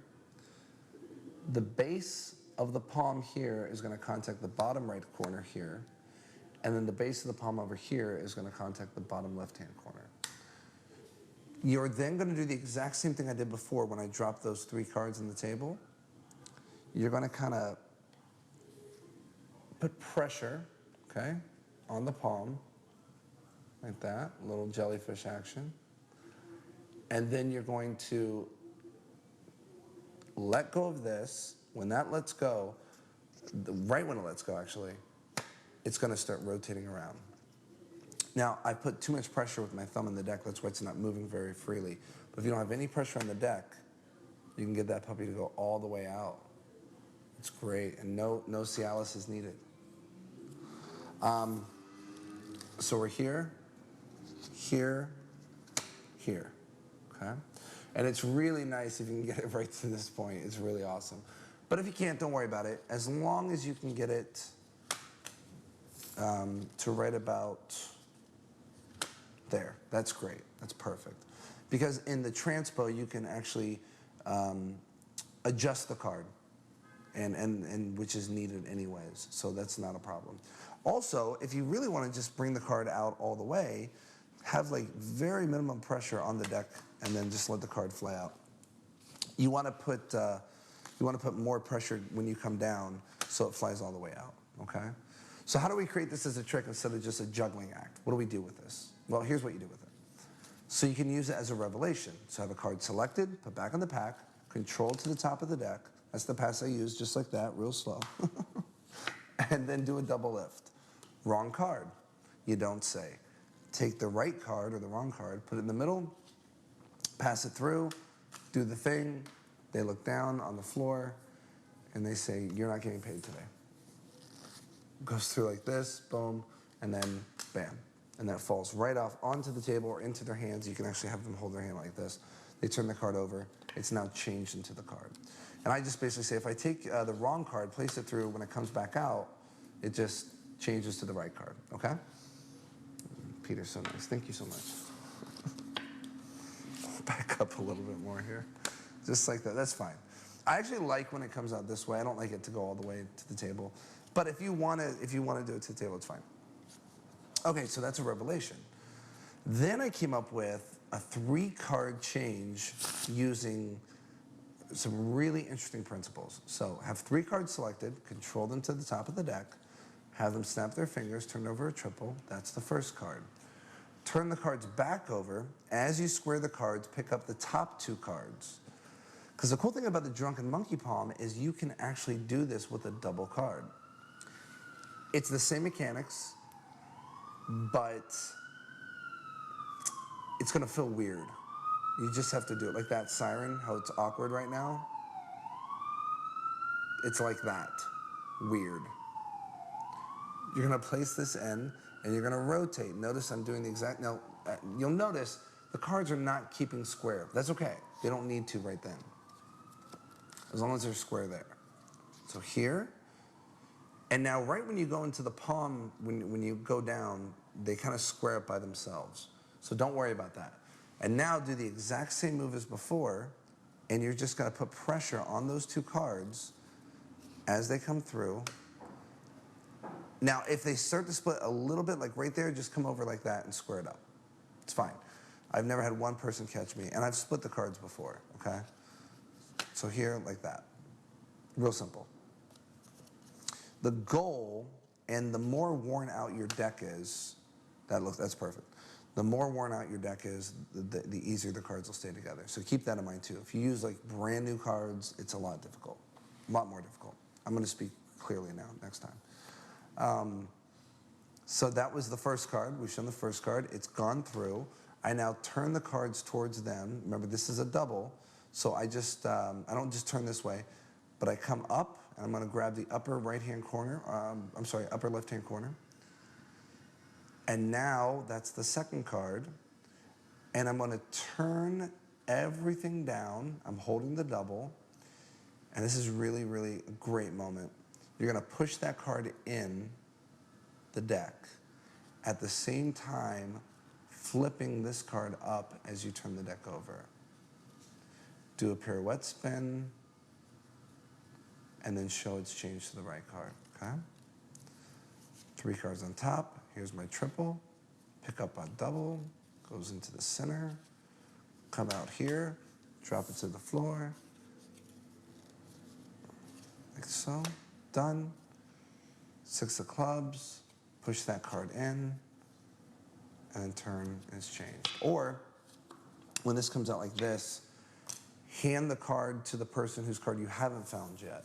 So let's say we found 2 cards, 4 diamonds, awesome, we still haven't found your card, and then do the move.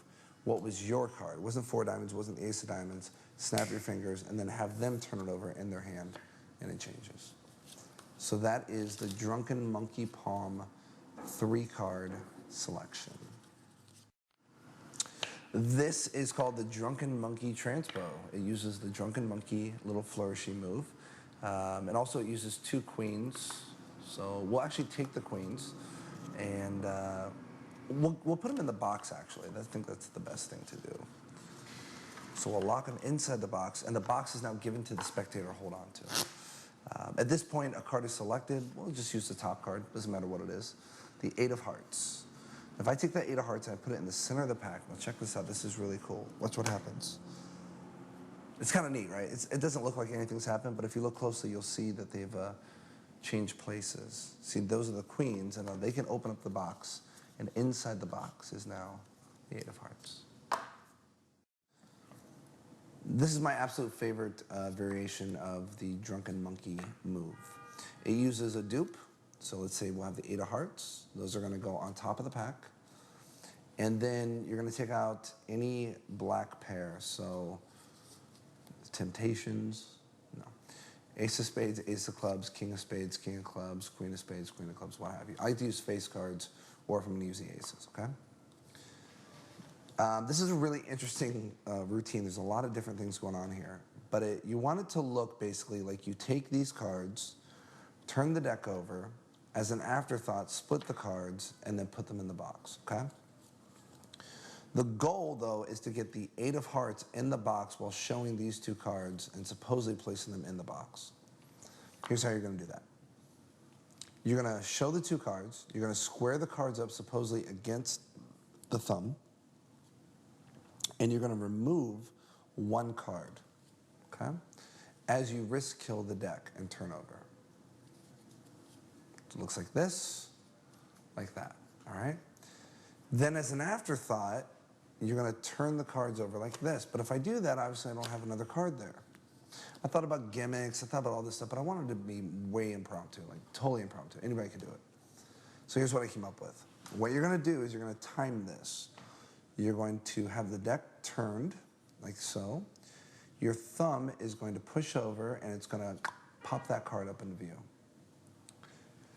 At the same time, you're going to turn this card over like this.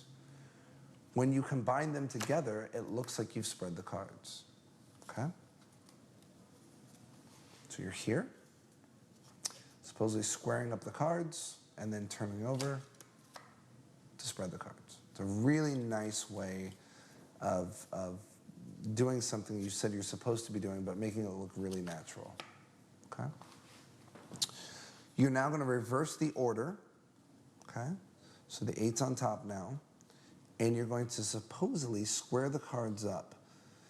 But this is all done as an afterthought, as you're looking around for the card box, supposedly. Like, let's do this, actually. So you're in this position. You know what? I tell you what we'll do. Instead of just holding on to the cards, let's, and then like that, okay? Square the cards up. And now you're going to push the bottom card here of this little packet onto the deck with the forefinger as you come forward with this card, as you square up even further. So you're here, and then you square up even further. So I now only have one card here. Like this. And if you want, just in case you don't get caught or something, you can tilt your hand this way, just a little bit, just a touch. Pick up the box, and you're going to turn the box towards you so the moon cutout is towards you. You're going to drop, supposedly, the two aces in the box, but really it's just that 8. And they can't tell whether or not you're putting 2 cards in or 1 card in, so don't worry about that. Just drop it right in. So we'll put the aces inside the box, close everything up. Hand them the box. That's theirs. Now do a double lift to show, well, let's use the top card, the 8 of hearts, okay? You're going to turn that card over. You're going to take the next card, which is really one of the aces, and you're going to place that into the center of the pack. So remember, the aces are inside there, the 8's over here. Watch what happens. And this is exactly what I say. Watch what happens. This is really weird. Do the drunken monkey paw move with just the 1 card, okay? As you go to rotate the card, you're going to pull down with the pinky on the bottom card of the deck, which is the other ace, okay? You then rotate the card, so now it's kind of, you're in the same position. So if I were to bring this card out with, in the palm, as I come forward, they're almost aligned perfectly, okay? I say, did you see it happen? They're gonna say no. As soon as they say no, it doesn't matter what they say after that, you're just gonna pick up the deck, you're gonna come forward with the card, and you're gonna grab this and spread at the same time.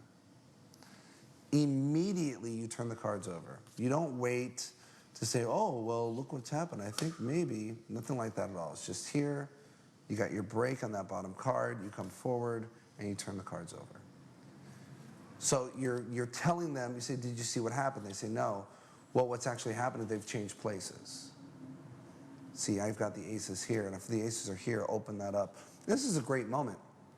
You're super clean. There's only 1 card in that box. They can take everything out and show that they've transposed, okay? So one more time in full speed, this is what it looks like. So we've got our dupes on top. I've taken out the aces. And I'll just, oh, you know what? Let's try something here. We'll do something with the aces. I'll tell you what, let's actually put them inside the box. There we go. Will you hold on to that for me? Beautiful. And we'll use another card. We'll just use the top card, no biggie. 8 of hearts. Remember the 8 of hearts. This is really weird. When the 8 goes through, it does something really strange. Did you see what it did? They're going to say no. Well, what's actually happened? They've switched places. See, I've got the aces, but if I got the aces, then of course they turn it over, open the box, and see the card you just had in your hand is now inside the box. The Drunken Monkey Transpo.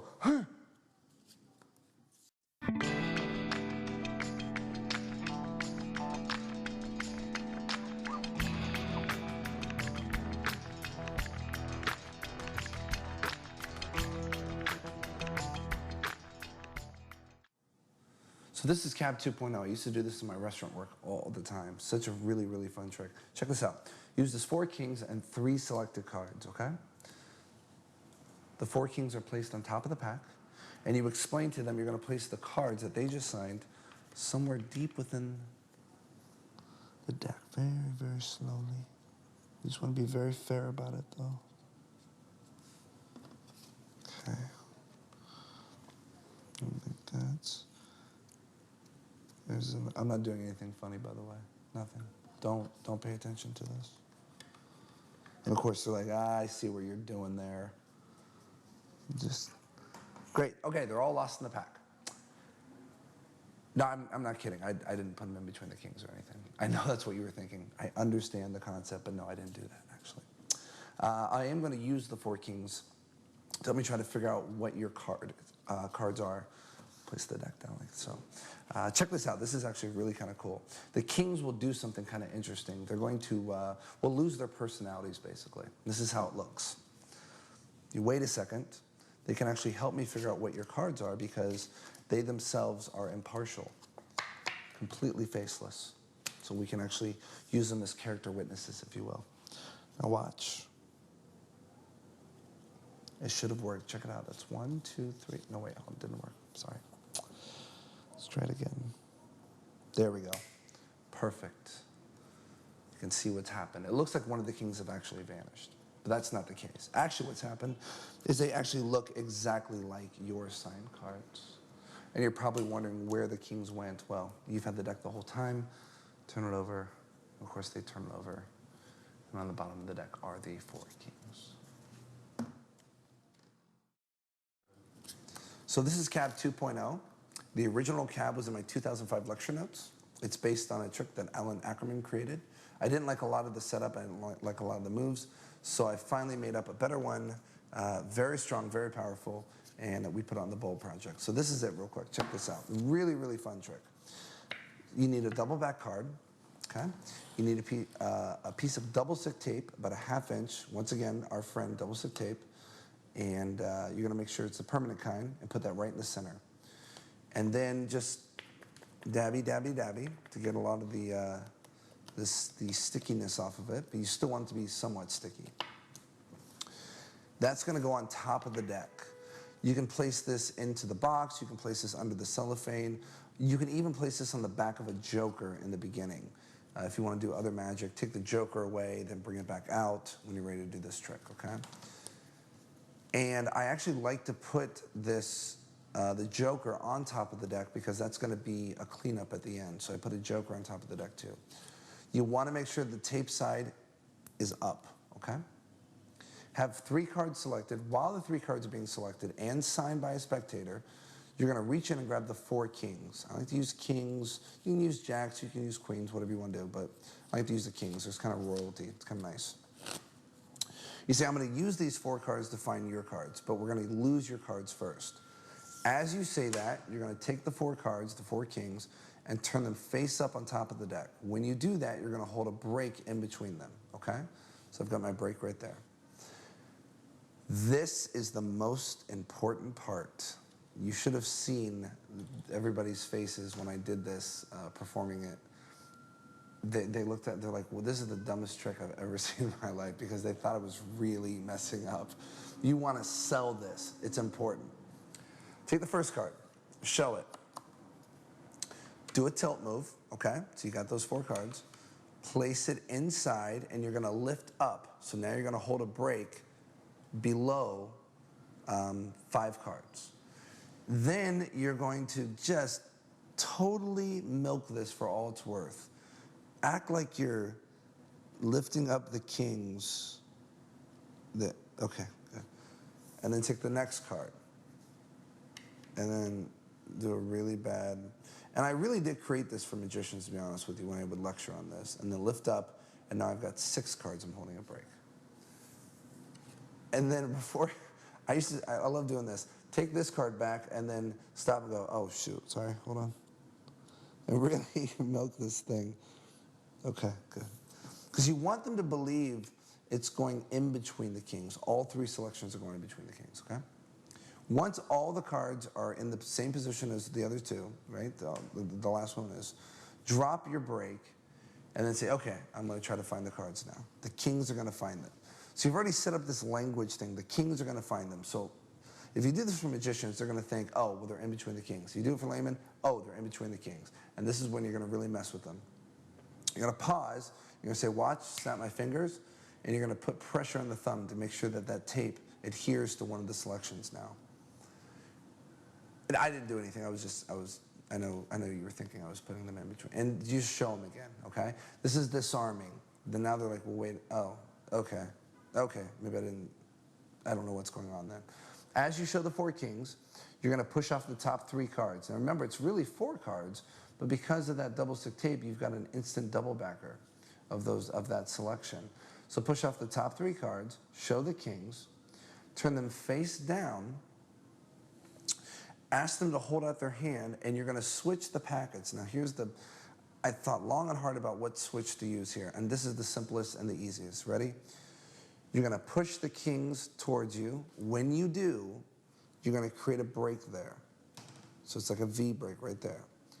You instantly bring them underneath the deck, leaving the kings underneath the deck as the left hand grabs the other packet, like so, and you hand the deck to them. That's it, okay? Real simple, boom. One flowing motion. So that's my situation here. I've got this double back card with a selection on the other side and 2 selections over here. But I don't want to show that right away. So I'm going to hold a break, and I'm going to snap that break out, and I'm going to spread the cards. So I've let that tape card go, okay? Now you're going to do Jean-Pierre Vallerino's beautiful rumba count. And here's how it works. It looks like the cards have completely lost their faces. And the last one you can really show nice and neat, nice and clean, okay? And I want to thank Jean-Pierre for letting me use this count. He's a very generous man. I appreciate that. And here's how it works. Very simple. Spread the cards. You're going to turn the cards over, and then you're going to grab with your 2 fingers on top, thumb on the bottom, and you're going to rotate the hand. As you rotate the hand, these 2 fingers are going to push the bottom cards underneath as the thumb pulls the top card back, okay? Like so. You're gonna use the fingers to rotate those cards like that. You're now gonna drop this card onto the table or into their hand, whatever. Same thing, exact same thing as before. The key here is to make sure that you do it before you turn, or after you turn your hand, because if you do it before, they're gonna see that card. So you wanna do it like that. And then the last card's nice because there's nothing to see. It's just a double back card. One more time, real quick, in full speed. Like that, okay? The tape now goes onto the back of one of the selected cards. So that's where your double backer falls. You're gonna say, now watch. Now that they've lost their faces, they can help us out. They're impartial. So they can be character witnesses. So I use this whole jargon. Like this, I've now taped this to the other side. I'm in this position, I'm ready for the reveal. But I don't want to reveal it yet, I want to milk it. So I do an Elmsley count and I say, watch. 1, 2, wait, nothing's happened yet. Oh, I'm sorry, hold on. And then I pause and I snap again, and as I snap, I'm just gonna spread those cards out like that. And it looks like one of the kings have vanished. Take the top card, which is your double card, turn it over, show a selection, turn the bottom card, show a selection, and then show a selection. It looks like the kings have visibly changed. All 4 cards, 1 disappears, and they've all changed into the signed selections. Really, really strong moment here. Let this just milk it for all it's worth. And then wait, because someone's gonna say it. Where are the kings? Glad you asked. You've had the deck the whole time. Turn the deck over. They turn the deck over, and bam, staring at them in the face are the kings. Very quickly, let me explain why I think this is better than having them face up in the middle of the deck. It seems more impossible because how could they get in there? I don't think it is, though. Here's why. If the cards were like this, and they turn the cards over because they're face up, and they spread the deck, there's an anticipation right now of what these could be. Well, there's no question they're the kings. So you're going to get the reaction from them, at this moment. You're not going to get it from them at this moment. So you've got a moment in here that just shouldn't even be in there. You're wasting an energy situation right now. So, but if you put the cards on the bottom and they turn them over, they're going to instantly respond because they see the king face up. And then when they spread, they see the other 4 kings. And I think it's a better way of revealing the kings than just in the center. Well, if that's the reaction already, then why turn the cards over? There's no need to, but you have to anyways. So it makes more sense to just have the cards turn over and then spread, and then you're done, okay? So that is CAB 2.0.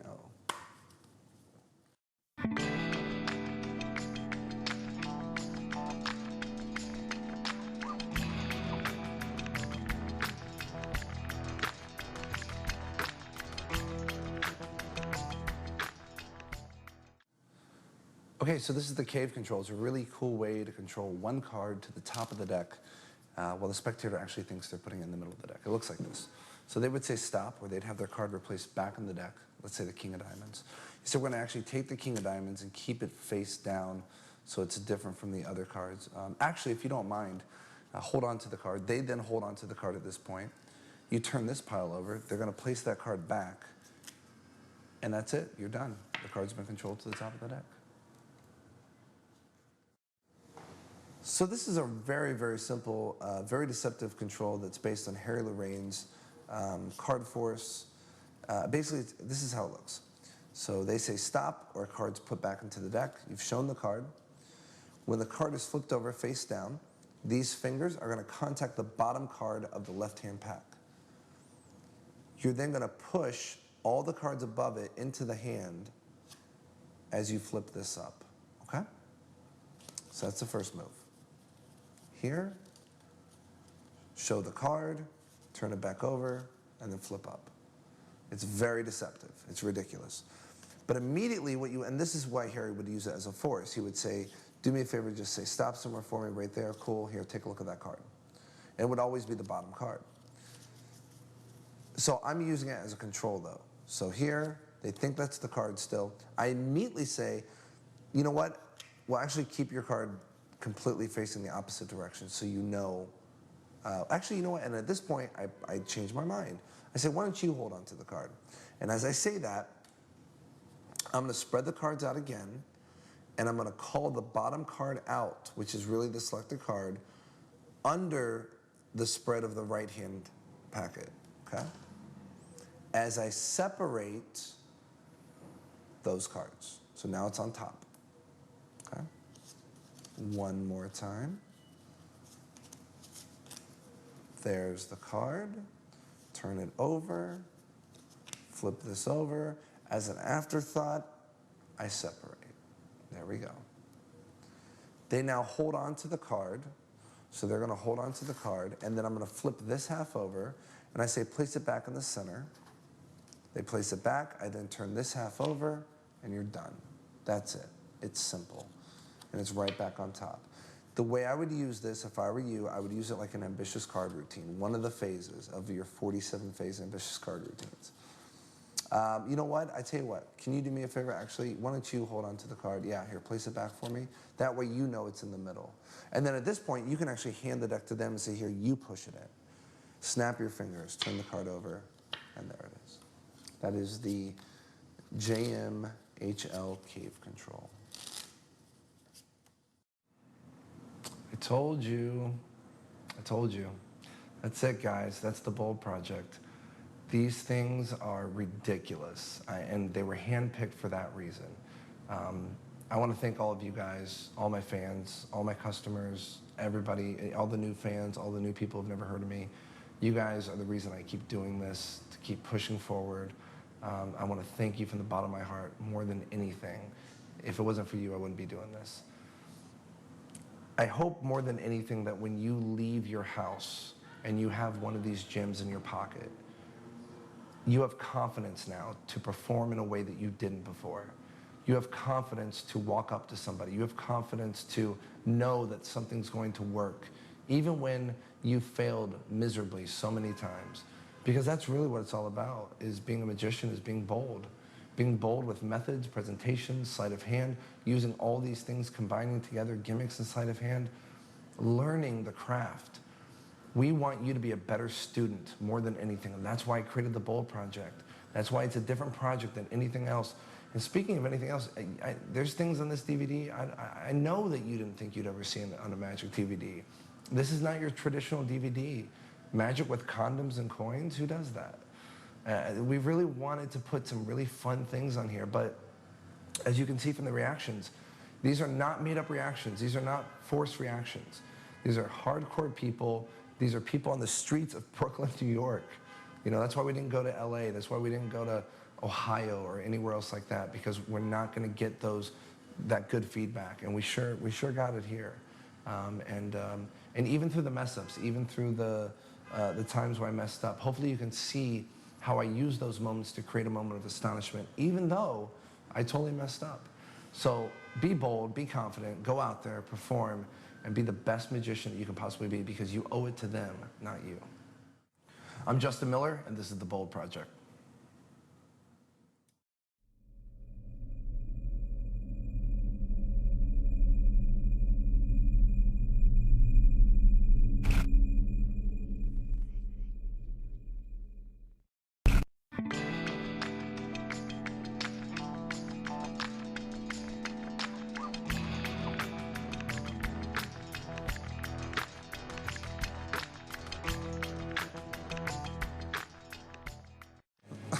Does anybody else have a ring on or anything? We can do one more thing with this ring. Can you come here for a second?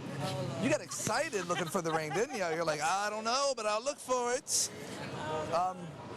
We'll try one more thing here. Come down here, watch. I'm gonna place this right here. I'm gonna make an indentation, okay?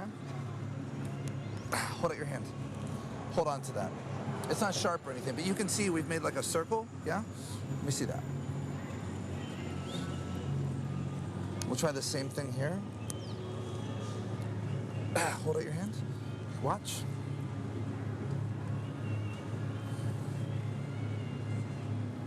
I'll go slow, watch.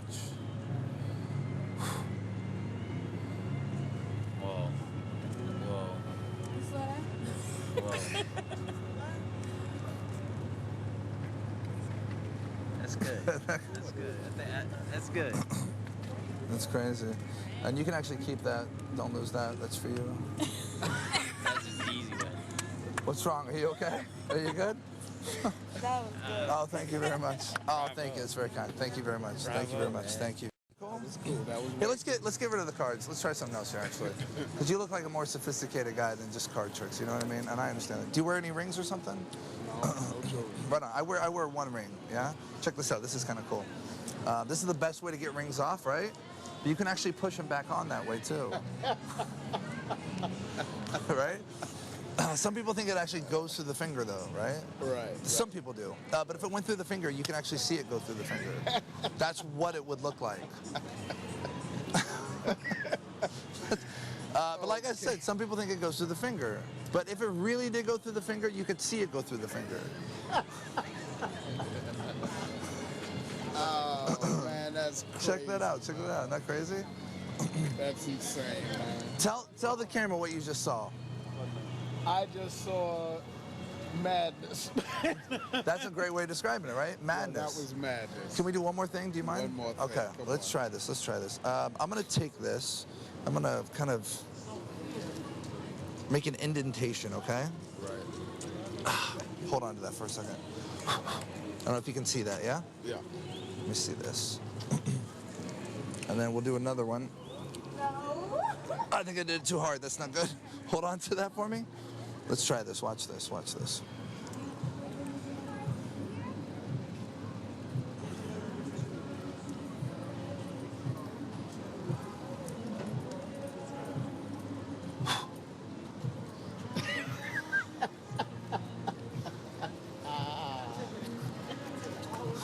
That was cool. Isn't that crazy? Yeah, that is crazy. It's wild, right? Yeah. Yeah. Make an indentation here, okay? Can you hold out your hands? Hold that for a second. I don't know if you can see that. Can you guys see that circle? Yeah? We'll do the exact same thing with this hand, okay? And keep your hand held out tight, please. And I'm sorry, I apologize. But watch this, watch this, watch. Look.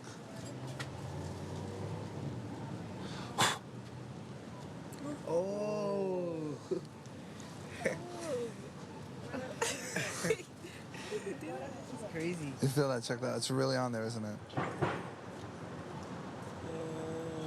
Isn't that weird? That's crazy. That's kind of weird. You can keep that one if you want. Don't lose it.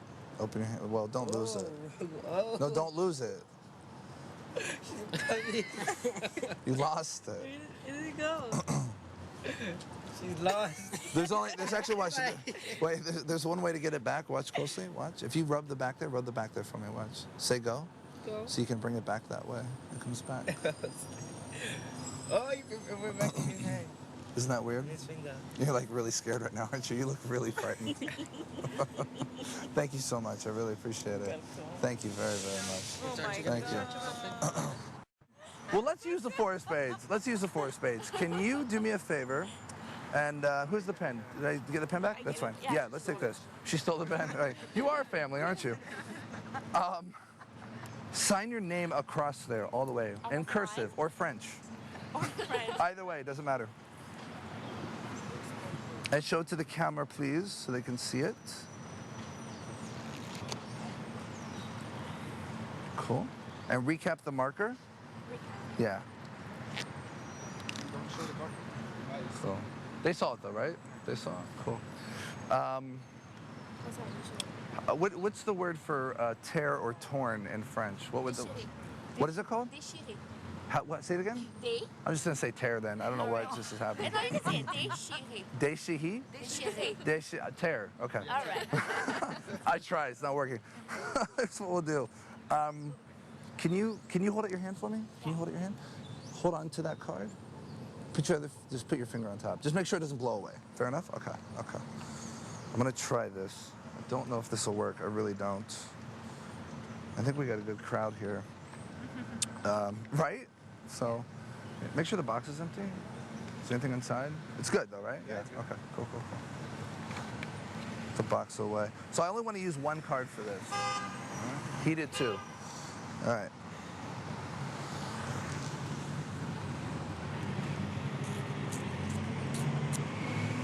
What's it called again? What is it? Déchiré. Right, this. Déchiré encore. So you can see I'm actually tearing the card into 4 pieces. Okay, now, open up your hand. Place your other hand on top.